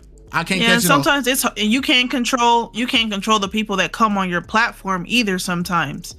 Like when they're recording stuff, or even in our case, sometimes y'all be going a little bit crazy up here. Y'all cuss, y'all draw an F-bomb or the S-bomb or something like that. But luckily we can edit that out. But that takes time too. And if we miss it, it's not a, oh, it's okay, we forgive you that you missed it. We get persecuted for it. Mm-hmm. And sometimes we got to just take that on the chin. And I understand it. Sometimes I be in my feelings. I ain't gonna lie. One of the people, Universal Man right here. Universal Man is he's in the Flock Talk right now. Universal be G-checking me. I ain't gonna lie, bro. He be G-checking me on the YouTube stuff. And I'll be like, dang, Universal, like, bro, I ain't even doing nothing, bro. This video just blah, blah, blah. But then I'll be looking at like, okay, why did he say what he said when he G-checked me? And they'd be like, nah, he right though. Like, he called me out. He right. I shouldn't have did this, or I should have. But when Universal does it, when Universal does it, I can honestly say Universal does it out of love and sincerity, just as like a fellow believer. So even when we do see comments from Universal, or just anybody that's like really concerned about it, we pray on it, we meditate on it, and we reflect, and we try to look at it from other people's perspectives instead of getting defensive. Yeah. But it be catching me off guard, but I'm like, dang, man. But nah, he be right. He be right. I shouldn't allowed that. Thank you for defending me from Kite. You ain't safe. I'm playing. Nah, but back to the topic at hand. We just segued, but yeah, good chat, Valencia. Miles, go ahead, big dog. You know, I actually thought, since I'm going off now, I actually thought the whole Pop the Balloon was really, it's kind of like when you see BM and Arlette, they have a party, right? And you know, like you got a big house, you got a nice party, but everybody's coming that you don't know. And you're like, the regular people who love you is here, but now you got hundreds of people who are at your party that's kind of ruining what you usually do. And then the party is really not your party no more. You have no control over it. That's kind of what I looked at the Pop the Balloon show on Netflix. I didn't think anything of it. I was like, oh, this is like a big party and all of us really, we're here, but the party is bigger than us. And I was like, this is not what it's cracked up to be. I'm not too upset about the whole, I was at first, but I took some time to think about it. And I was like, you know what? Maybe there's a bigger picture here. Maybe it's something bigger. You know, I'll wait and see. Kind of like when we watch Wrestling Kites and we'll see like some storylines we don't like. And we're like, all right, let's give it some time. Let's see where this goes, you know, and then we're like, I see what they did there. You know, maybe it might be some more. We just got to give it some time and see. I won't throw too much judgment out there right off the bat because granted, as you should, and that's what you're supposed to do, you know, because I did the same thing, you know, in a lot of like storylines that I see, I get all pissed off right off the first episode, and I'm like, then as time goes on, I'm like, oh, I see what they did there, you know, like I see what they did. Like I'm a power guy. I was pissed off when they kept keeping Andre alive for some reason. I'm like, why are they keeping him alive? It's so stupid. And then I realized, like, you know, 4 seasons later, oh, I see what they did there. Okay, I see. You know, if you kill him off too early, then there is no show. You need a villain. You need some, you know, it made sense. Sometimes I just got to give things time and just digest it. We got to give it time. I personally think if they're going to do something like this, the way that the show looked, they might as well just, you know, sponsor a 20v1 at this point and just do that instead of Pop the Balloon, which really surprised me. They should have did that instead. If they're going to do it like this, they would have been better off doing some type of 20v1 instead of a Pop the Balloon. I'll be honest. That's truly what I thought of. And okay. I think I said enough. I think I said enough. Yeah. Thank y'all for giving me the time. I appreciate it. No problem, gang. No problem, Miles. This is what Flock Talk is, though. You talk your talk, flock your flock. You heard? But JR, then Shady. Let's go. Let's get it. Y'all been waiting up here for.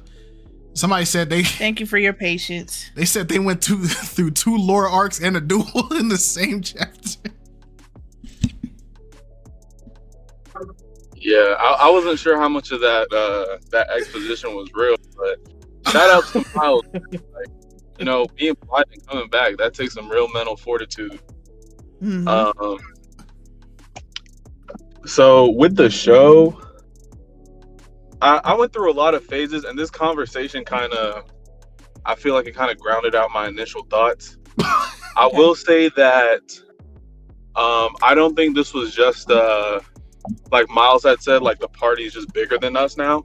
Well, actually, in a way it is, but like I don't think that's the key thing. Part of me thinks that this is like one of, like, I don't want to make it a black thing, but I feel like it's one of those things, because if this was just for entertainment, and if you're gonna go this route, why not just do a 20v1?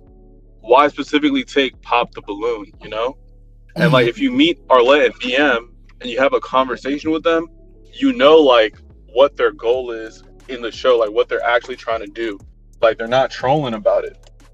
So in a way, it feels malicious that they chose to do this.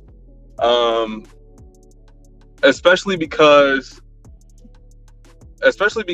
you can tell that, like, I think Kai said it earlier, I don't think any of those producers really sat down and looked at an episode. And some of the previous shows they worked on, like Love is Blind, all these other dating shows. I specifically mentioned Love is Blind because, like, I was in high school when that first season came out, and I remember everyone really liked that show. People took that show very seriously. Like it was a legit show. So like these people were very capable of pulling out a show that. JR, you're getting cooked. You're getting cooked, brother. Like people to get matches and find love. You're getting cooked, brother. Sorry? You're getting cooked. Your internet connection is no. Your internet connection is frying. So you sound like a transformer for like 3 of those sentences. You hear us? Oh, how about now? You're good now. Yeah. Yeah, you're good now. Okay. Yeah, I was just saying that like these people are there. They know how to make a good show, and they just chose not to. Especially because like at every reunion, Arlette and BM say the same thing. Like we want people to find love and get matches. Like BM he gives his whole speech like, yeah guys, this is what it's all about. Like that's their thing. So they just chose to do this, and it feels malicious in that sense. But I can also see how like when somebody said the party's bigger than us, I thought about it like maybe we're just not the Netflix demographic. Yeah, like for their sure. demographic isn't people who actually watch Pop the Balloon. It's people who like watch the TikTok, Yeah. And it's the people who say they need diversity in the show, and not just black people. Like that's their demographic. And like you were talking about religion earlier too. Part of the appeal of Pop the Balloon is that is the fact that Arlette and BM are Christians. Because if you notice, I don't think there's been a single episode, at least in like the past 2 months, where there hasn't been like a Christian on there, or at least people who profess their faith. So some of that too is like, even though it's open to everyone of like diverse backgrounds, I think it does matter when they say that they themselves are Christians and like these are their intentions with the show. Okay. Shout out JR. He cooked up. All right, Shady. You've been waiting a cool minute, brother. Sorry about that, man. Hey, man, I've been enjoying every minute. I'm not gonna lie. But it's good to hear from y'all. And to answer the question, so I feel like everybody alluded to everything, but I want to talk about the formatting, because I feel like once we knew that the show was going to Netflix, we knew they were going to switch things up, right? But the formatting of the show was what really got to me, because they really had the contestants come up and stand in the middle of the stage facing the camera instead of facing the prospective matches, right? And it's like, if you're talking about finding love, why are they facing us, the audience, instead of their prospective matches? And it's like that kind of defeats the purpose of the show. And we had, like, in the first 5 minutes, the matches were talking more than the host herself. Like, why does he not have control of the show? Like, what are we doing here? Like, it was so unrefined, unpolished. And I know it was because they were filming live, but it still was disgusting to watch, because it's like, this is Netflix. This is supposed to be something with, prestige. And, you're taking somebody else's product and trying to, show it to broader audiences. And it's like, everybody said it already, but it just brought down the integrity of the show, and it made it like clickbait, because I just went on YouTube and I just saw that clip of, I don't know the guy's name, Johnny Bananas or whatnot. I saw that clip and it was making numbers. It was like, what are we doing right now? But yeah, I think, like, I already knew what to expect. It was just the formatting of the show. Like, I think KiteZz also said it in his review video of the Netflix show about how they had like that little segment watching the guys in the back, like, taking shots and whatnot, and how they were talking to like the director. Like, what is that all about? Like, you're not putting the focus on the contestants, even if they're reality stars. You're not putting the focus on finding love. So that's my take on it. Everybody else, harped on, the true, like, nature of what Netflix was trying to do, but I just want to talk about the formatting, because I already know what it was all about. Right. Yeah. No, I agree. I feel like them taking the shots thing, I feel like that was them poking jab at the fact that every time, every few Pop the Balloon episodes, like Arlette and BM will have contestants that are drunk coming on the show, tipsy because they be drinking in the back coming on the show, and they come on nervous on top of that. So I feel like it was subtle things in there with the formatting that was poking at how things normally go with Pop the Balloon too. Yeah. All right. Okay. Shout out Shady Angel. Go ahead, Key. Go ahead, Key. Do my eaters run this mother for ya? Hey, yo. Oh, for real? Y'all just don't leave me hanging? What? No, we do not run with that. That eater thing is your thing, gang. It's not for us. I couldn't get no glizzies in the chat. Y'all wrong. Nah, that's crazy. That's crazy. Now I'm about to start throwing them in there. That's crazy. That's crazy. Pour Key, some, go pour to some, bed. pour. No. Oh, now everybody frowned up at it when she said it. But look, see, okay. I was an eater insider. I told you that was my card. Was gonna do it. I had to do it. But no, shouts out to y'all for the consistent content. Really appreciate it. Giving a lot of things to watch to distract the mind during difficult times. So appreciate y'all and God bless. And yeah, I learned a lot tonight. I mean, to pop the balloon, I knew what it was gonna be as soon as I saw Johnny Bananas come up there. He old as heck. I think I was around for his first season of Real World. Most of y'all know him from the challenge. I remember his season of Real World. So that's how old I am, So I already knew what it was gonna be when I seen him get his old tail up there.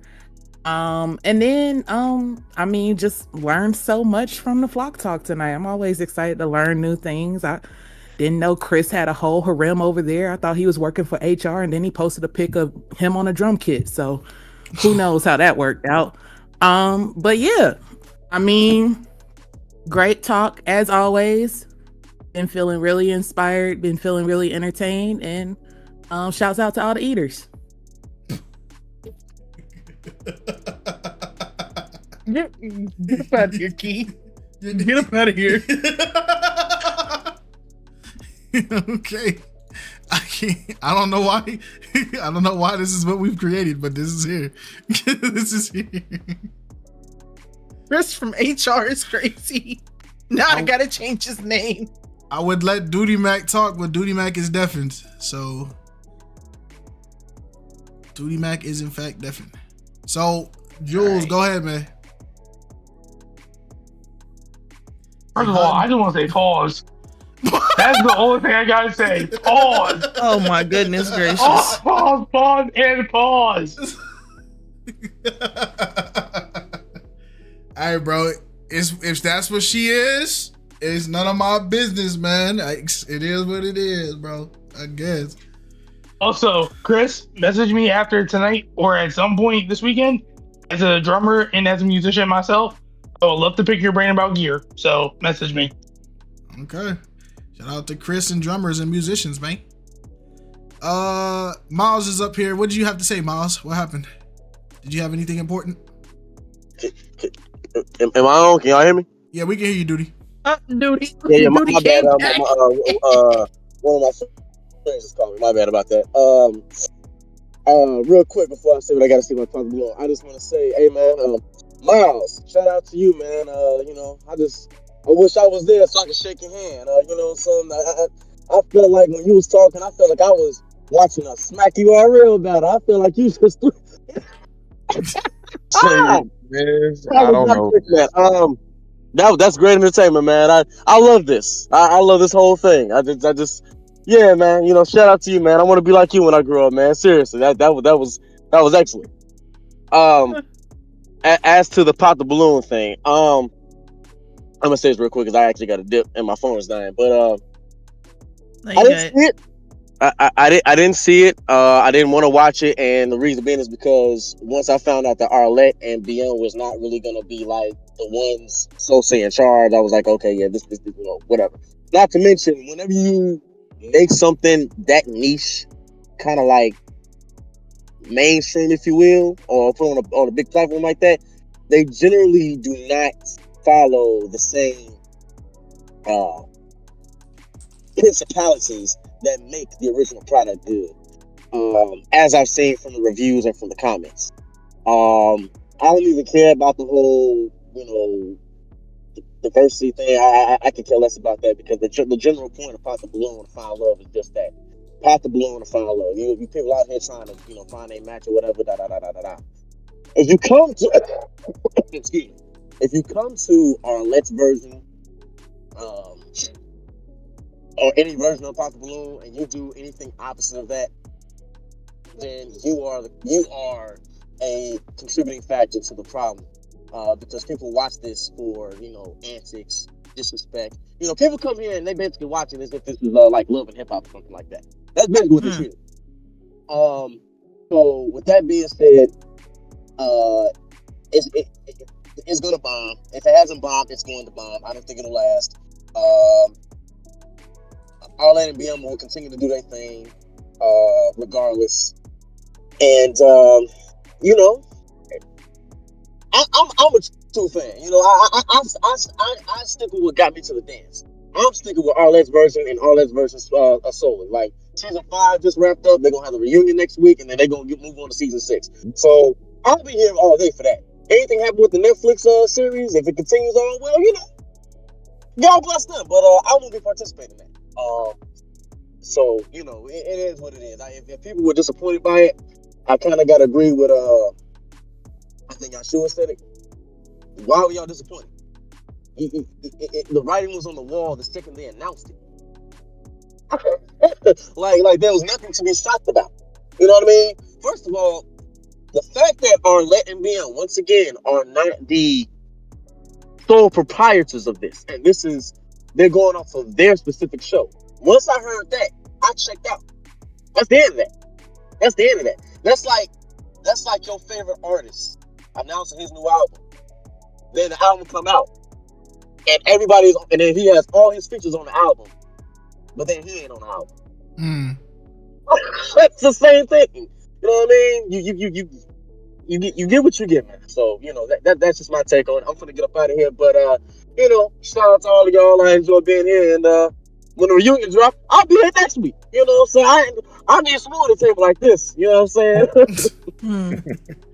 All right, man. But all right, I can tell him. Shout out to Duty, man. All right, Duty. Oh, I did not mean to kick him while he was talking. My fault, Gengi. My fault, family. Mecha Blue. Crazy, Miles, did you have something you needed to say? Oh yeah, just something.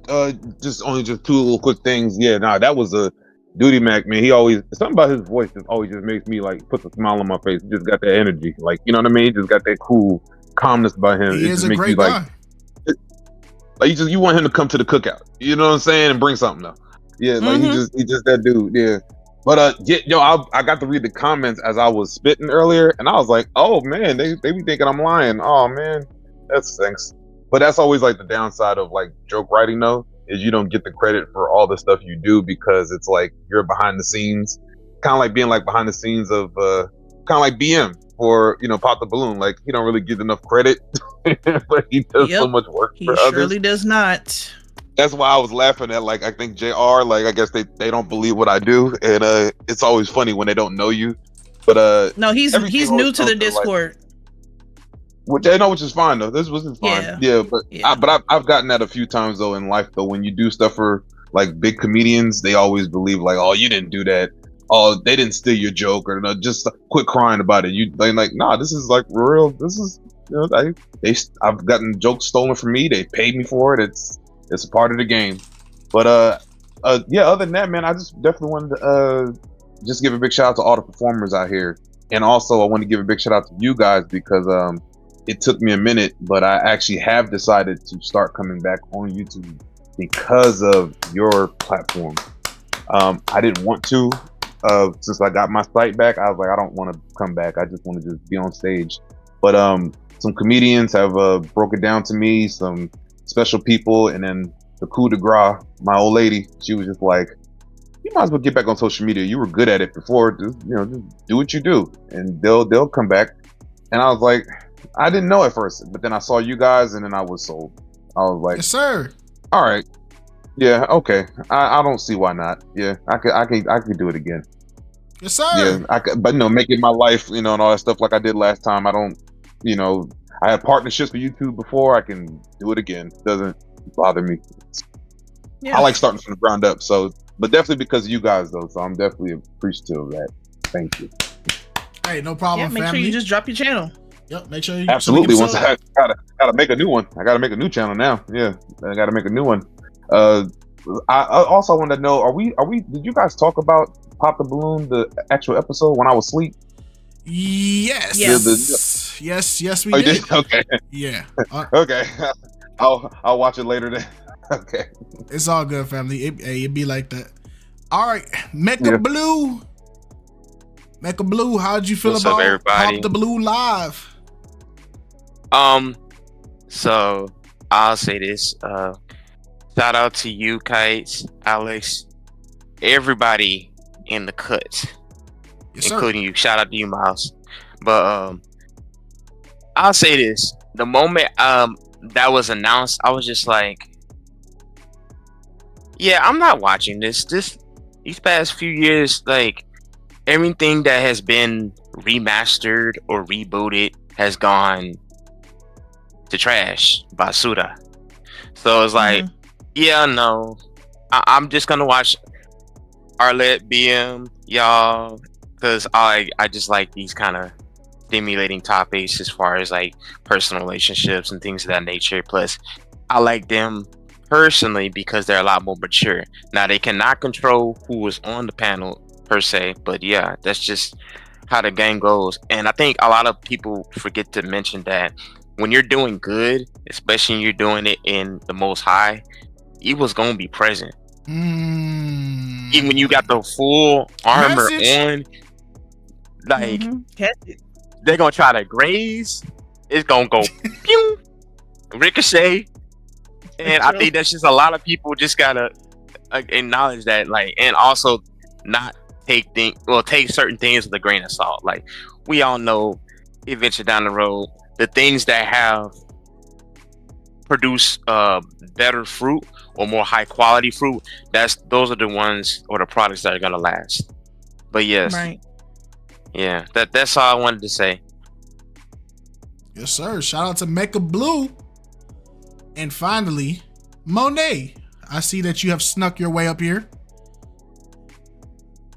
If you stay muted, I'm going to sling an insult that you won't be able to respond to. Oh, hello.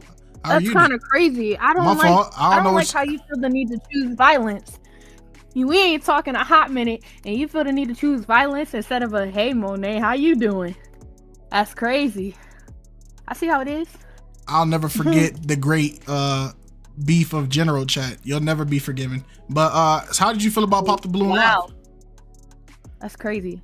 Awesome deflection. Anyways, I didn't make it through the episode. Because I literally watched the intro, like watched the first couple minutes, first contestant came out, and I turned it off because I felt as though it was a load of buffoonery. Talk about it. Because if anything, like the whole little cameo of Arlette and BM, like, you know, when they said hey to the host and all that, I got weird vibes off of it, and I'm like, I don't think this is going to be for me. I watch Pop the Balloon periodically. Like, I don't watch it all the time, and it comes out on Wednesdays. Like, sometimes I watch it like on Friday or whatever. But like, I just got weird vibes from the jump. And then first contestant came out, and I'm like, this feel like I'm watching an SNL skit. Like, even when I typed in the chat when I watched it yesterday, I was like, please tell me this is a skit. I said, please tell me, because what is this? And it's like, knowing that, it's just like y'all made like a mockery out of something that has been successful for multiple people. Like, and that's something that don't sit right with me. But that's the thing with like big productions of like Netflix and all that. They'll do something at the cause of the quote unquote greater good, and it's really just putting money in their pockets and not benefiting the originators of it. So I wasn't a huge fan of this Netflix Pop the Balloon, but I kind of knew what it already was, because, you know, once Netflix gets a hold of something, it's completely different. Yep, it's over. Yeah. All right. But that's all I got. Shout out to Monet. So Alex, it is up to you. If you are ready to wrap up, we will wrap up. But if you wanted to talk about that topic, we can also talk about that topic. It is in your hands. Yeah. It'll be real brief. It's just a quick what happened? My chat. Oh.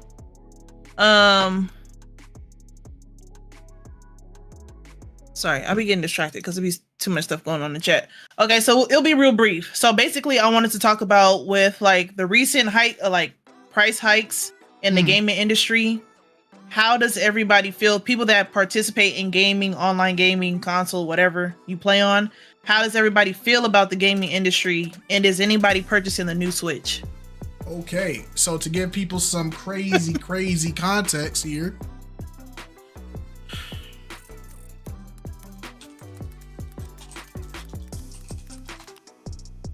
give y'all some context here. Our friends at Nintendo is selling the new Nintendo Switch for $450. Now, yeah, the Switch 2 is barely comparable to a PlayStation 5, barely comparable to an Xbox, and it is not even in a conversation with the PC. I'm not buying it. And you cannot play any. You cannot play any games that are for the Switch 2 on the first edition Switch. Yup. So all the games that come out for the Switch 2 are only exclusively Donkey Kong game. Yep, it's exclusively going to be on the Switch 2. And unfortunately, the new games that are coming out, this Donkey Kong Bonanza game is $70. That's not a deluxe edition. That's not a expansion with DLCs and added content. That is for the base game. The game itself, $70. $80 if you want to pay for a game with a disc. $80 if you want the disc. So if you want digital, it's $70. If you want a disc, it's $80. And the new Mario Kart World is $80 for the base game, $90 if you want a disc, and that is for the base game. So Nintendo has officially been the first of the major companies to push the price of a regular game, no DLC, no bonuses, no added anything, regular game. They are the first to push the game companies to $90 and $80. We just now pushed to 60 and 70 being the standard. They have pushed to 80. Mind you, now digital content can now be deleted from any console that you own. Yep. Or any PC. So if you buy a game that is digital content, the company, if something happens to whatever PlayStation exclusive game, PlayStation can snatch that game out of your library now. Yep.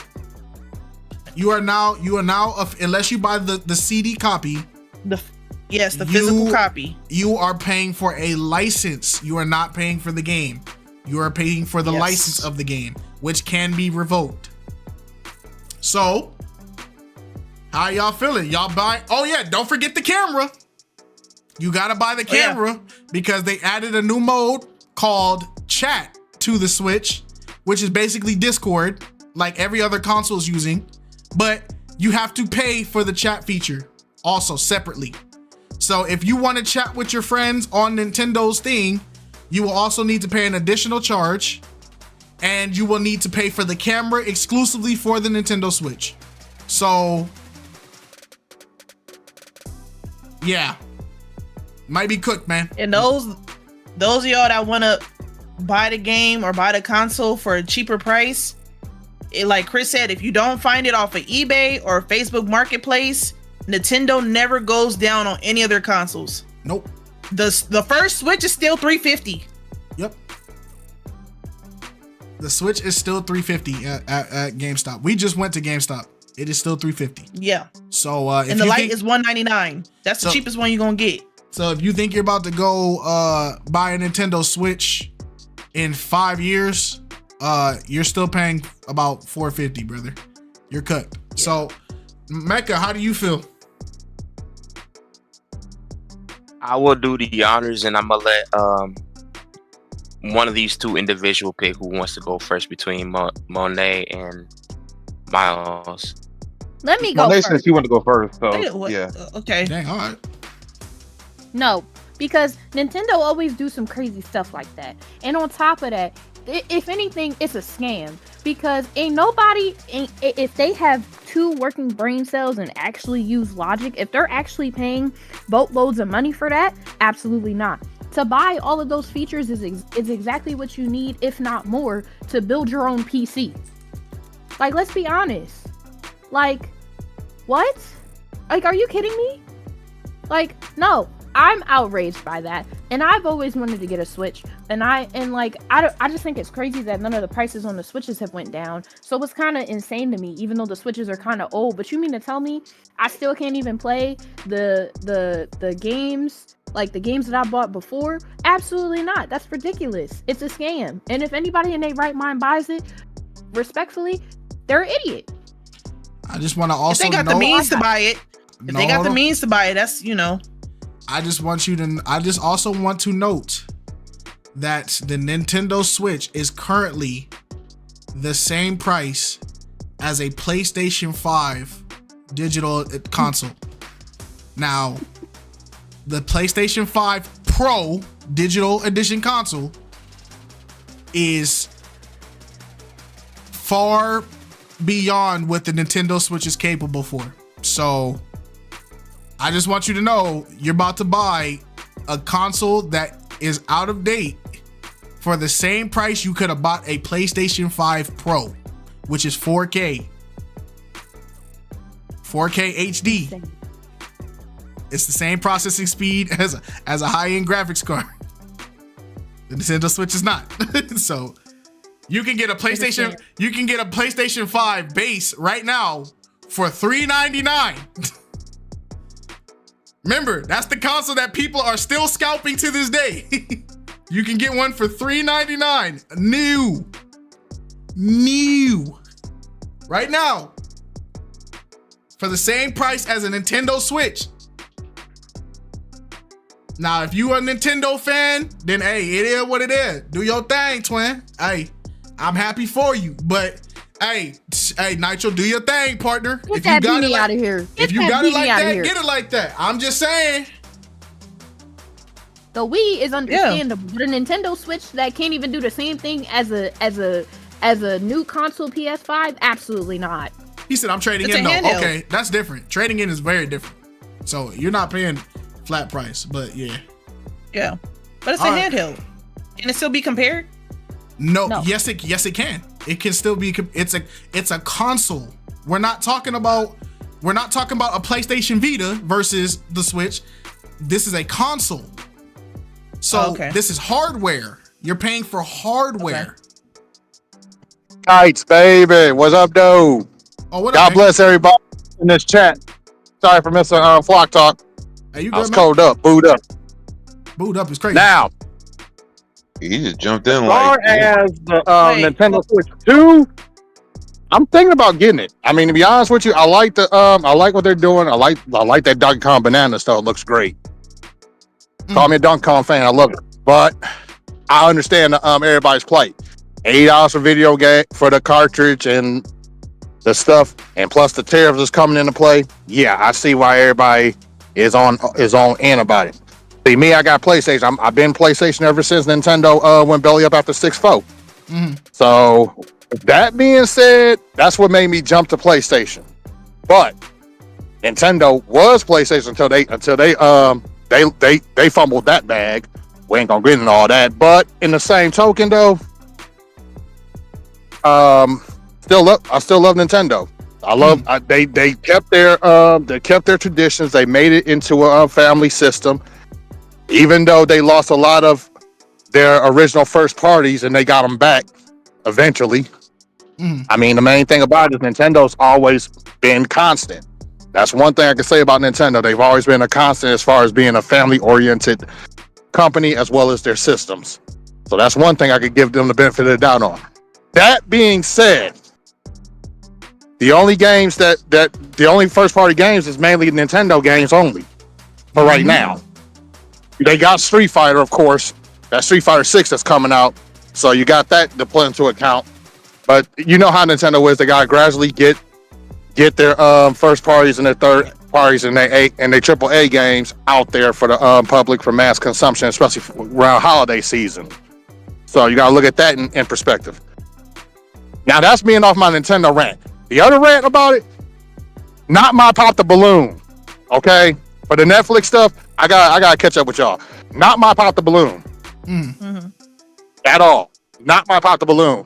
It looked like a damn minstrel show, which I already knew Netflix was gonna Netflix it up anyway. So they're doing that for the mass consumption of people who don't know about the pop the balloon Legacy. Mm. So with that being said, not my Pop the Balloon. I'm gonna watch it just to see how stupid people can get on there and see how much of a fool they make themselves when they know they're not really looking for love, they're just looking for clout.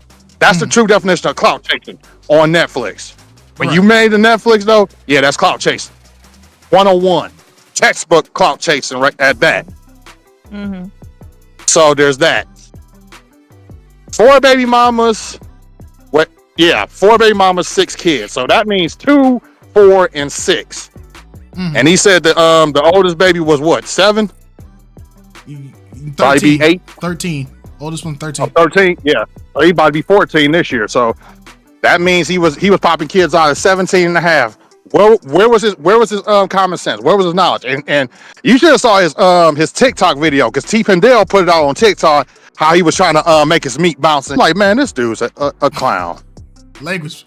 Look, we're in the creamsicle. We're in the creamsicle damn soup. A creamsicle soup, man. Looking like a walking popsicle.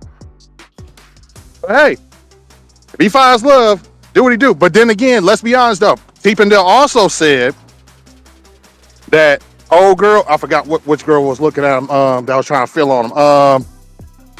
What's her name? What was the third girl? I wish y'all had the tape, y'all had the video up. Other girl. We like to hear your take on it instead of T. Pendel's take on it. I mean, what's your take on it? You know, my take on it is this though. Arlette kind of sabotaged himself, to be honest. Okay. But Arlette technically kind of sabotaged him. I know old girl who was kind of out in the clouds, the one that had the racing jacket.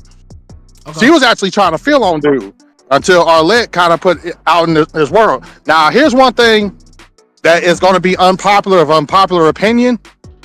It's come to my attention that certain things Arlette will let people slide on, especially women, to a certain point. Don't take it the wrong way. I might be the bearer of bad news. If you pay attention to how Arlette was like, don't you got something to say? That's not for her to say that. That's for him to say in general conversation. That's for him to fall on his own landmine.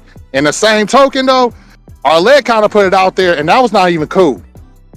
And I had to think about it, and I had to really think about it and watch the Pop the Balloon again to really look at and really pay attention to how that whole game played with Racing Jack and the old boy. Yeah. Then that was not a good look. That was not a good look because I think, to be honest, it's for the woman to make that assessment whether she want to pursue or disengage. And Arlette kind of took that away from old girl because of her putting out, there's something you need to tell the guy, or the guy need to tell her about the kids and stuff. Because technically, he would have skated. But I get what Arlette was doing, but in the same token, that was not cool. He should have came out with that. He should have divulged that information off top in general conversation naturally. Am I right or am I wrong about that? Tell me if I'm wrong. If I'm wrong about that, though, I'll fall on the sword. But in the same token, though, that wasn't cool. That kind of rubbed me the wrong way because any other time, a woman would do something. A woman would hold their stuff away, and we've seen this. We have seen this on the show. And they be joking, ha ha ha, he kiki and all that stuff though. So I'm like, it kind of put a bad taste in my mouth. That kind of rubbed me the wrong way on that. That's the only time I can say watching the show kind of rubbed me the wrong way. That's understandable. I mean, yeah, that's understandable. I don't think anybody's disagreeing with you, other than in the chats. All right, hey, shout out to Mr. Yankee. Shout out to you. Nitro, go ahead, me. Well, so what's the topic now? Because I know we went into one topic and then we jumped back. Right. So. Right. I disagree with what he's saying because we definitely was talking about something else and he just jumped in like, that's what I'm going to do. I just want to throw that out there. I'm like, yeah, his comprehension skills was bad. Yeah, he don't listen very well. Yeah. No offense to Brody, I think he missed the patch update. I ain't gonna hold you. Nah, to be fair, he did say he joined late because he was busy doing something. He said he joined late, so let's not do that. Yeah. Because if I fell asleep. I fell asleep and I didn't get to speak on it either. Hold on. Because if we ain't gonna cap, Miles, let's cut that out because we let you have a 30-minute monologue. I ain't gonna cap, bro. let's not do that. Hold on. You and Chris took 30 minutes of this. That is 30 minutes of nonsense. I gotta cut out of this because it had no substance. It was just measuring. It was a measuring contest. Now, he started it. So he started it. We can say that. He started it, but it still happened. So it's like we don't get to fry Yankee because he came late and he said what he had to say. But then we had unskippable lore for 30 minutes of this Flock Talk. We lost 13 viewers while the unskippable lore was happening. I wasn't gonna say nothing. I was gonna keep it 100 and just be like, all right, cool. We lost 13 viewers when the unskippable lore was happening. We went from 60 down to 47 off of that 30 minutes. All right. So it's like it is what it is. Y'all want a couple dollars for our inconvenience? Don't do that. Don't do that. Hey Chris, you want to throw 100 for the inconvenience? I'll do it. It ain't nothing. Send me the cash app. I mean, you know what I'm saying? I apologize for my end. You know, I'll do that. But all right, I'm just saying this whole Flock Talk has been dysfunctional, so it's fine. This is probably one of the most dysfunctional Flock Talk episodes, but it is what it is. I'm not mad about it. At the end of the day, it's still been conversation. I'd be upset if y'all wasn't talking about nothing in general, but it's like it's cool. But I get it. I love this topic right here. I'm glad he brought it up because I was like, oh man, I missed it and I was like bummed out. So I'm glad he brought it up. I wasn't going to speak on it, what he was talking about. I agree with everything he was saying. I was like, oh man, we're not going to talk about it. So I'm glad he came out and just brought it back up. He did me a favor. I'm happy about it. But yeah, but y'all, I need a couple dollars though. You know, so I got you. You know what I'm saying? You know, because I ain't like doing that whole speech and all that stuff. I really don't like that stuff. Like I said, yeah. I let you do the thing because it's not like you started the conversation on yourself. Chris definitely started it. And he want to come up here. I'm not letting you come up here, Chris, because we need to wrap this up. I've had to pee for the last hour, and y'all been going crap crazy. So it is what it is. Let's wrap this Nintendo thing up. If y'all not talking about Nintendo, put your hand down. We finna wrap this up, man. All right, I'm about to ping West. He awake. I'm with it. He awake right now. I will ping West and have him air this out. All right, so let's wrap this up. Let's go. Nitro, go ahead. Wrap this up with the Nintendo, man. Shout out to Camille. We love you too. Wait. So, I didn't have a turn. Okay, oh, sorry. My fault, Nitro. Go ahead, Mecca. I was just gonna say, as a former diehard fan of Nintendo, the way I'm seeing Nintendo and their level of greed is like, as a company that has basically shut down Smash tournaments and other controversies, and even trying to shut down basically a platform or a game that had a lot of mods you could do with, but not understanding that they copy Pokemon from Dragon Quest. It's like, it's a level of hypocrisy in it, and it's just like, I don't know if I want to buy the new Switch. I might, get another PC, go to the PlayStation, Xbox, because that's it. But that's it. Yeah, I know you gotta go, do your business. All right. Shout out to me. You can go, Kite. Yeah, y'all go ahead and handle this while I go use the bathroom. Alex, may I go next, Alex? Yeah, go ahead. Yes. Yeah, and I asked in the comment, I was like, y'all just let me know, put the cash up in there, and I got y'all. But no, you good, Miles. Okay. You know you was right from the beginning, not to bring it up. You was right from the beginning. We shouldn't even have started that whole thing. Yeah, you was right. Woman's always right. Literally, the gaming thing is hilarious. So I haven't played games since I was 22 because of the vision loss at 23. I just stopped playing.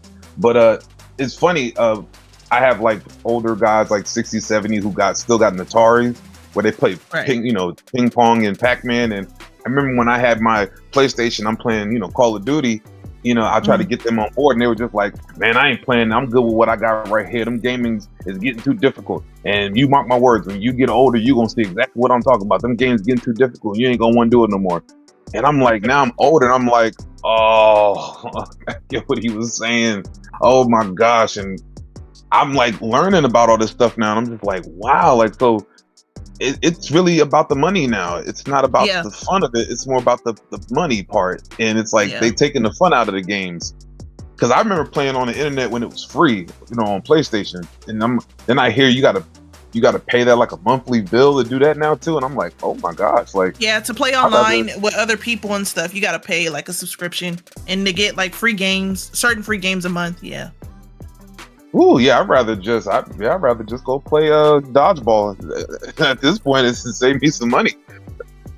Get some cards. Yeah. It's getting to the point now where I'm just gonna be an older dude. I might have to just give up my gaming and just call it a day. Not that I don't have the money, it's just that just constantly having to buy stuff and have cards and everything to keep track of like what's going on. I don't know, but I mean, if you're a gamer, I guess it's what you have to do, I guess. So yeah, if it's your passion, and it just depends on like what kind of niche you're into when it comes to gaming. Are you into open world, survival, first person shooter? Like it varies, but yeah, it is a lot. Amazing.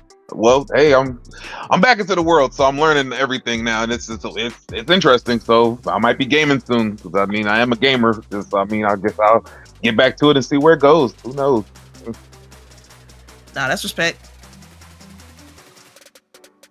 All right, go ahead, Nitro. You can give your point, because you're actually gonna purchase the Switch. It's the Switch 2. That's right. But that being said, I'm also in Canada, so the prices are different. Like we spend more on it, but for Nintendo Switch with Mario Kart 8 Deluxe over here in Canada, it's $550. Dang. So Nintendo Switch 2. That's what I'm saying. With Nintendo Switch 2, with the Mario Kart bundle, that's $700, right? Dang. So $150 more, right? I'm getting more hardware. Everyone asked for more hardware from Nintendo. We know those prices don't drop, so if something's coming out with more hardware, more power, you're gonna have to spend more money, right? I don't know how the money situation really is for you guys over there in the States. But I also heard that the pricing for the Nintendo games over there in the States was false, in terms of them being two different prices. But we gotta wait until the games obviously come out, right? Right. And I feel like there's a hate campaign towards Nintendo, because if you look at the 3DS, you look at the Wii, you look at the previous Switch, they were all hated on. But what were those sales like, right? I'm pretty sure a lot of those were sold out, and they had to start pumping out way more product as well. And those, again, were all underpowered systems, right?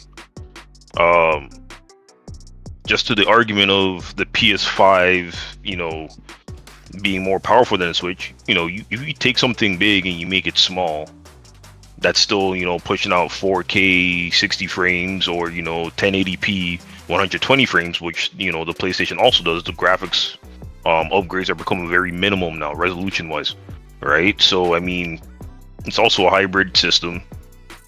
They continued that process. Again, this made it more powerful.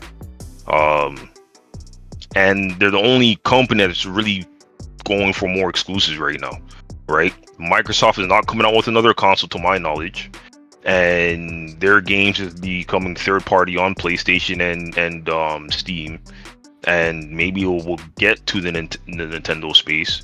And PlayStation games are coming out on computer, so the only real console in the game, company wise, is Nintendo.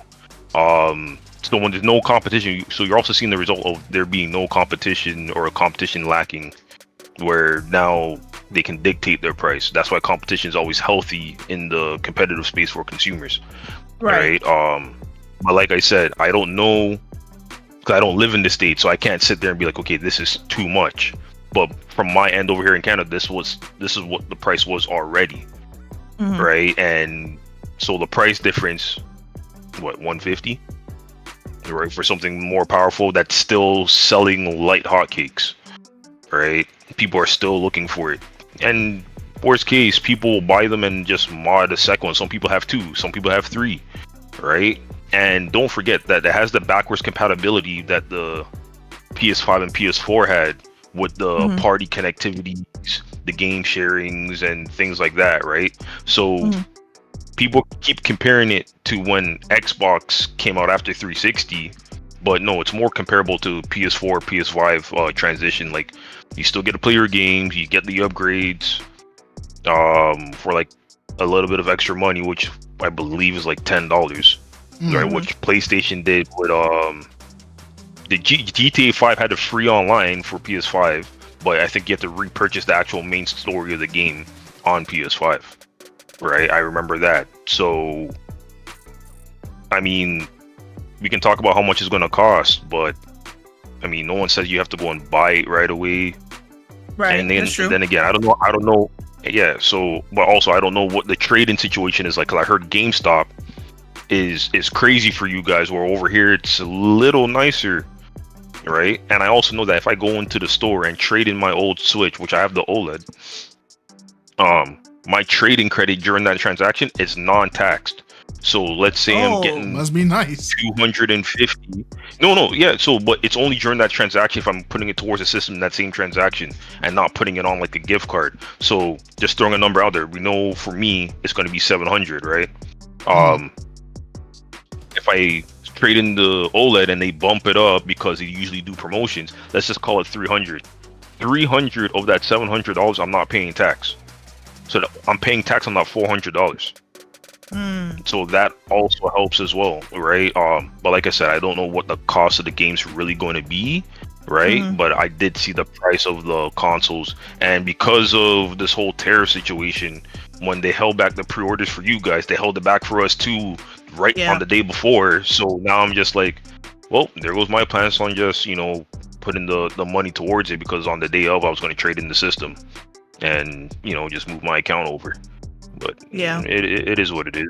It's a waiting game right now. Just see what they're gonna do. Yeah, just look at the past, like what I said, right? People are hating on it now, and all they're saying is really price. But look at the 3DS, the Wii, and the last generation Nintendo Switch. People hated on all those consoles. How popular were they? Just look at it, right?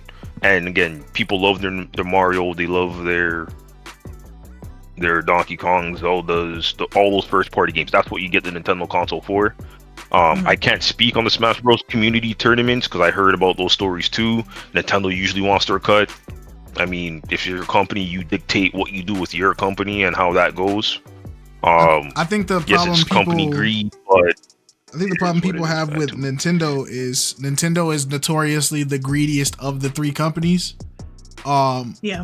For the simple fact that, unfortunately, luckily for you in Canada, you can do that trading thing, so you're lucky. For you, it's a different thing. Out here in the US, it's flat. It's flat payment. So you can get store credit, and yeah, of course that will put it down, but that's assuming that people still have Switches after when was the Switch came out? Like 2015?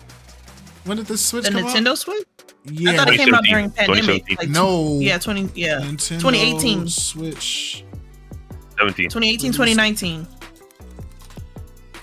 Yeah, 2017. 2017. So this is I'm on this. Yeah, it's an 8-year-old console.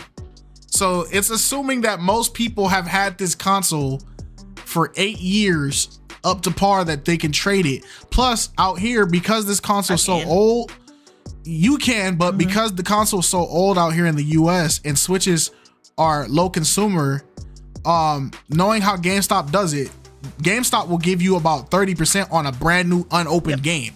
You can buy a game for $70, trade it back to GameStop unopened, and you're getting 30. To think that you are going to get over, I think you'll be lucky to get $60 for your Switch at this day and age. Out here, yeah. Right. Yeah. Out here, probably in Canada, I don't know. I've never been to Canada. It's probably a little bit different, yeah. Right. So you're gonna get $60 back. So out of that, you're still gonna spend around $390 for just the Nintendo Switch 2, which at that point you're better off buying whatever console. But I think the problem is it's not that Nintendo doesn't make good games. Nobody's saying that. The problem is the justification of the price hike. And the thing that people are not looking, people go, oh, well, I like this game. It's not a big deal to pay $90 for a game. I like the game. But the problem is now that Nintendo does it, and they're all gonna do it. Exactly. Now that Nintendo does it, it gives its competitors the opposition to go, well, you know, they charge $90 for Mario Kart. I got Midnight Club coming out, $90. Remember, Rockstar. That's just the base game. Rockstar got under fire because they said that they felt like GTA was worth $100 and $120 by itself. And we already got mad is because the price of games is going up, but all the platforms and the assets they use for games, Unreal Engine 4 was free. Unreal Engine 5 is free. You can make a game right now for free that is at the same level as these. Right? If the product to make the game is free, why am I paying $100 for a game that is only going to be about 8 to 13 hours worth of gameplay? Let's keep it real. We love Mario Kart.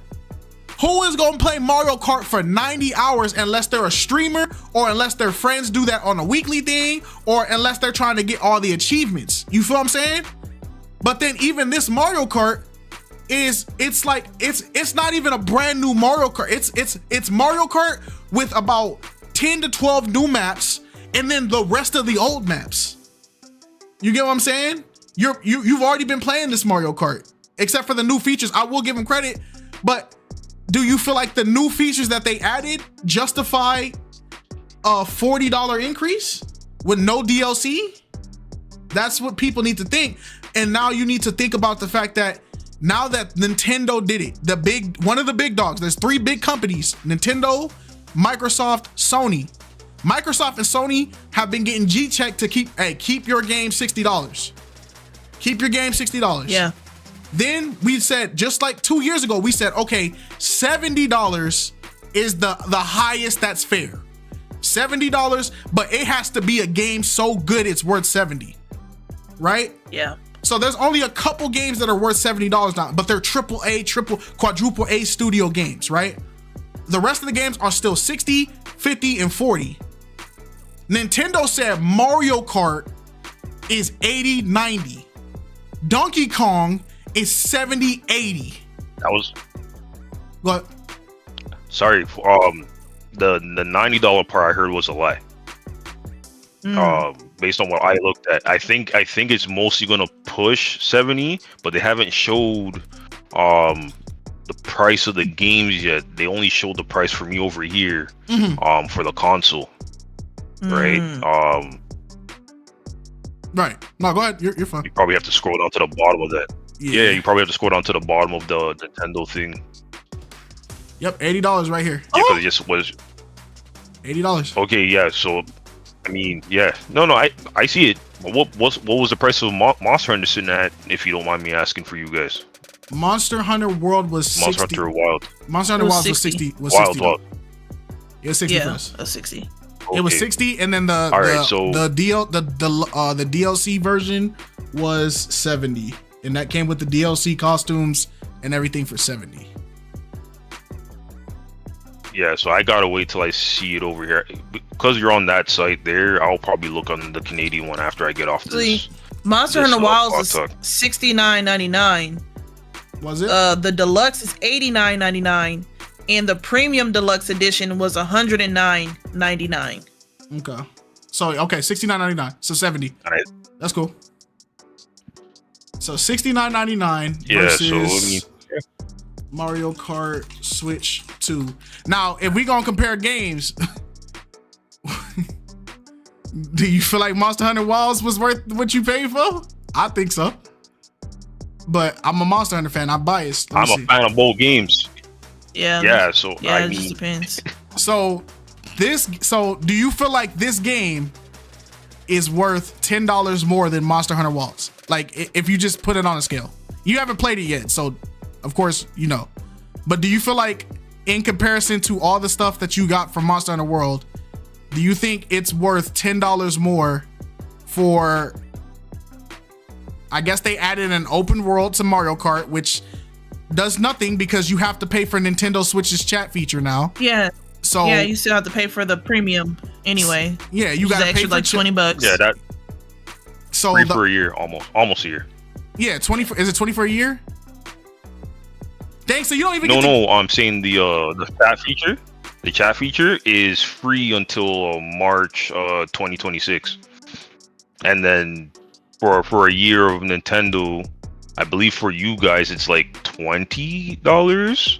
For us, it's $25. I think for you guys it's 20. But the sad part is that's $20 on top of Nintendo Online. You have to pay for Nintendo Online too. I think it's $60. It's $60 a year for us. $49.99. 49. So $49.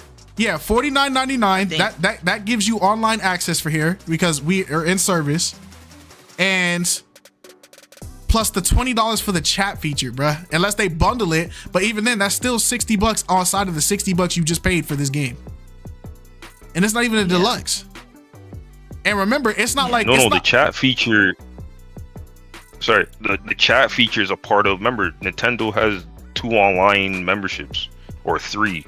They have the Nintendo Online membership, and then they have the Nintendo Online expansion. So you can just pay your $20 to play online, and you're getting the chat feature.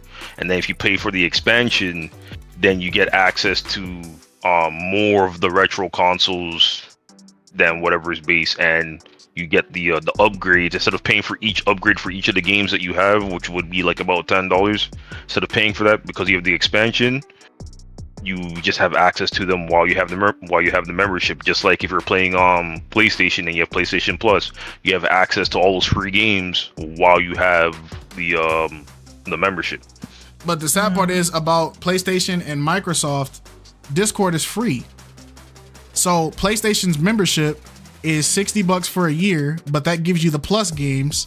But even if you don't have the year, there's still games you can play without PlayStation Plus. You can still play. There's certain games that don't have it, but Discord and the online connect, like party chats and stuff, is free. So you're paying. You're right. Yeah, and the thing is, Discord partnered with it, so most people are going to be playing Mario Kart on Discord things anyway. But if you want to play on your console and talk to people who are on your console, you got to pay a subscription for that. That's crazy. Yeah.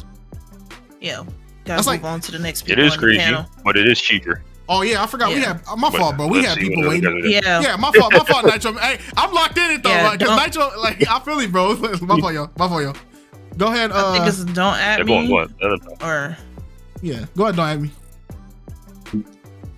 Yeah, so I mean, honestly, how I feel about the Switch 2 is I think it's a reasonable price. I mean, everything's going up nowadays.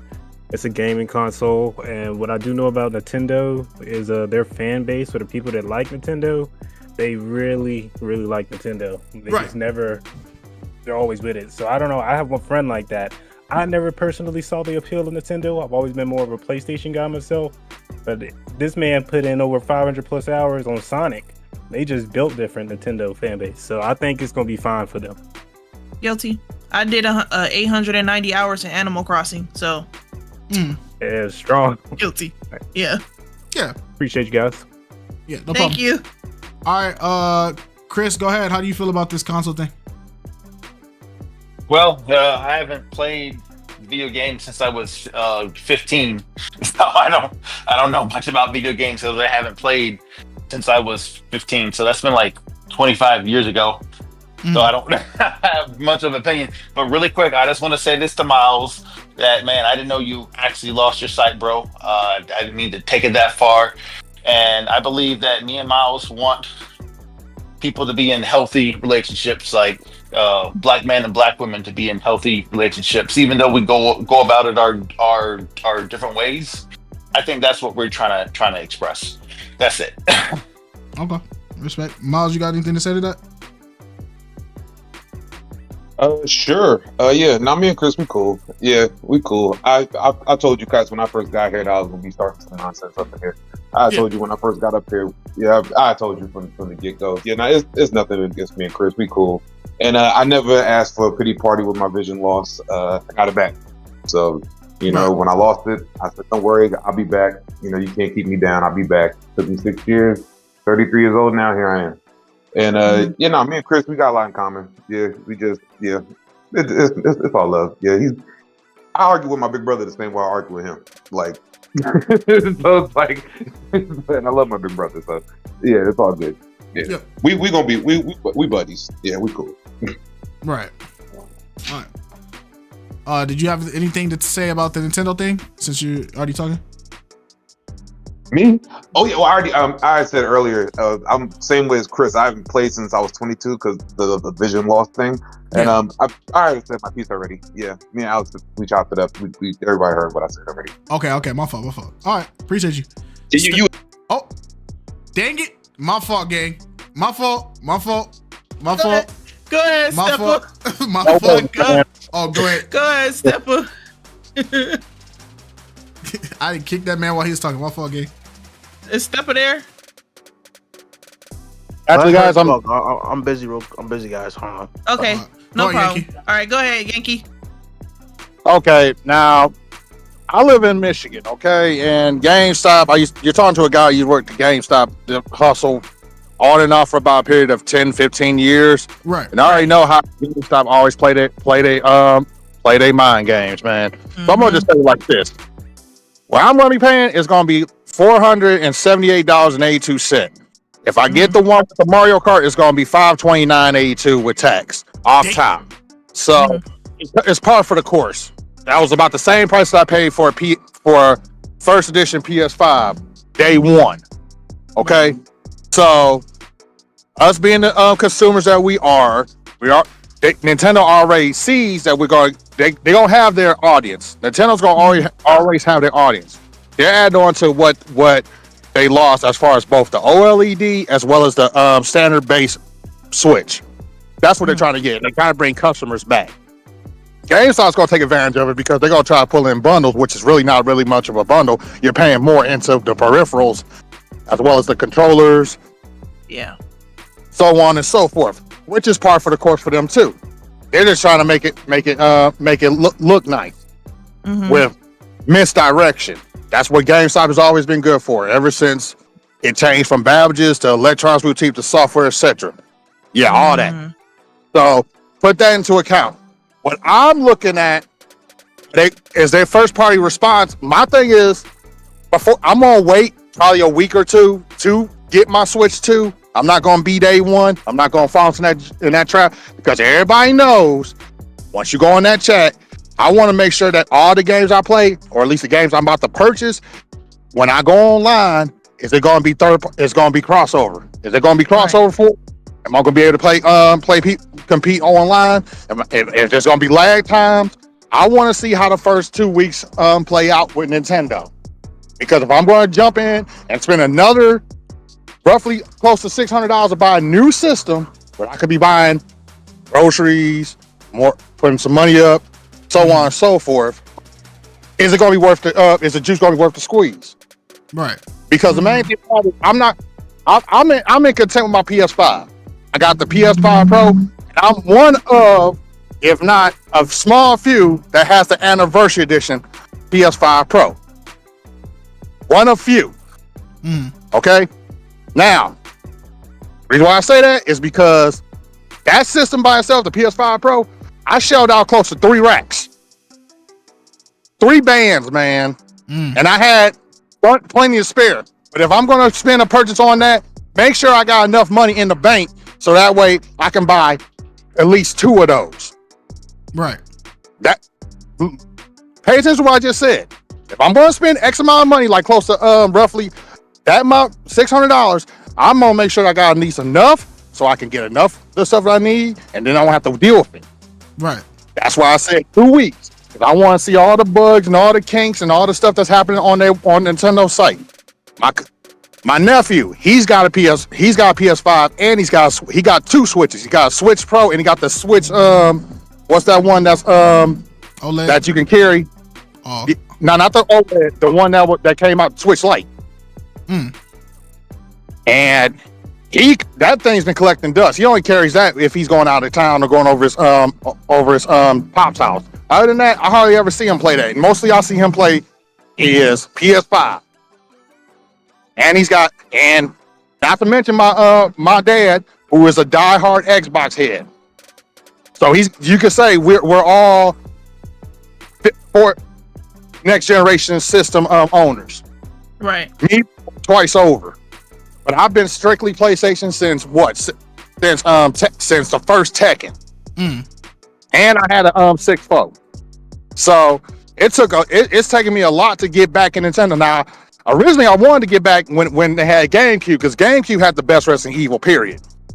I hate to say it, even though PlayStation been always Capcom savvy, but let's call a spade. What they did the Lord's work for Resident Evil 4 on the Nintendo GameCube. I swear to God, that was blowing everything out the water. And to this day, that game is still worth every penny of it. Most people who be emulating games and stuff, they get that first. Then they get all the fighting games and maybe the old sports game stuff, but they get that game first. So, Nintendo kind of hurt my heart, especially when 6-4 came out, because there really wasn't that many games out. All you saw was mainly their AAA games, barely third-party system games. They're tried and true, like Konami, Ultra, Capcom was hard to get. Rare was about to be out the door, consider the fact that Xbox was about to make the deal. It hit, because the fact when Killer Instinct's still my game. That's the only reason why I got an Xbox Series X, for Killer Instinct. That's it. That's probably the only game I played on Xbox. Everything else I played Nintendo. And now that PlayStation and all the games that was on Microsoft's Xbox is now going into PlayStation. I'm just counting the days when Killer Instinct dropped. When Killer Instinct dropped, I'm buying that. I'm just buying it. I'm just buying the days, man. I'm patiently waiting, because Killer Instinct, nobody can mess with me on Cinder. Don't get online. Don't try to holler at me, because if you get on my line and we playing Killer Instinct, I'll give you a 5-second head start. And don't let me spark out with don't let me crash out with Cinder, because I'll make you famous by embarrassing you. But that's neither here nor there. But I'm gonna close this, because in fact I know my boy, y'all both gotta get some sleep, because we've been talking about games and relationship all the way through, and I've been gone doing my thing. But pay attention to what you buy. Right. Make sure you got enough money to buy and have enough stacked up, so that way you won't be left behind on bills because you want a game. Because the main thing about it is, you're gonna be playing that Mario Kart for the whole time, but when light bill, gas bill, and everybody else's bill, Dr. Bill come out to knocking on your front door, you better make sure that thing's paid before you buy anything. Yep. And and that's all I gotta say about that. But if you're gonna do it, do what you feel. Do your thing. Do your thing. I'm starting to get back into Nintendo, get back and see what Nintendo's doing.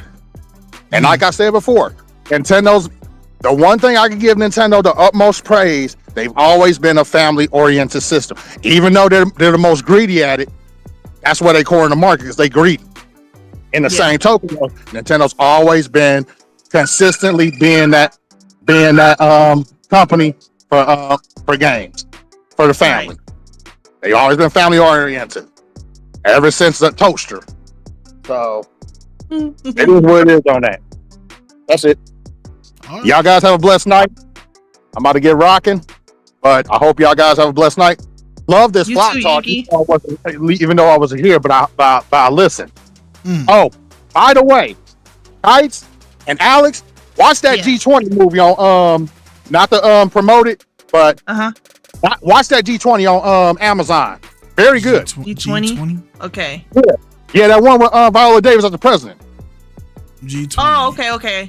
Yeah, it's real I know good. what you're talking about. Yeah. Good movie. Okay, I got you. All right. Talk to y'all later. Have a blessed night. All right, be safe, Yankee. Safe day. Hey, show. All right. With that being said, it seems like it's about that time to wrap this up. I appreciate everybody for tuning in who stuck around to the full thing. I'm gonna start dropping TV show recommendations in general chat. Please do. All right, y'all. We appreciate everybody for coming out. We thank y'all for rocking with us. It's been another wonderful Flock Talk. Make sure you guys stay safe, prayed up, drink water, eat some good food, have some good sleep, and we will see y'all next week. All right. Safety.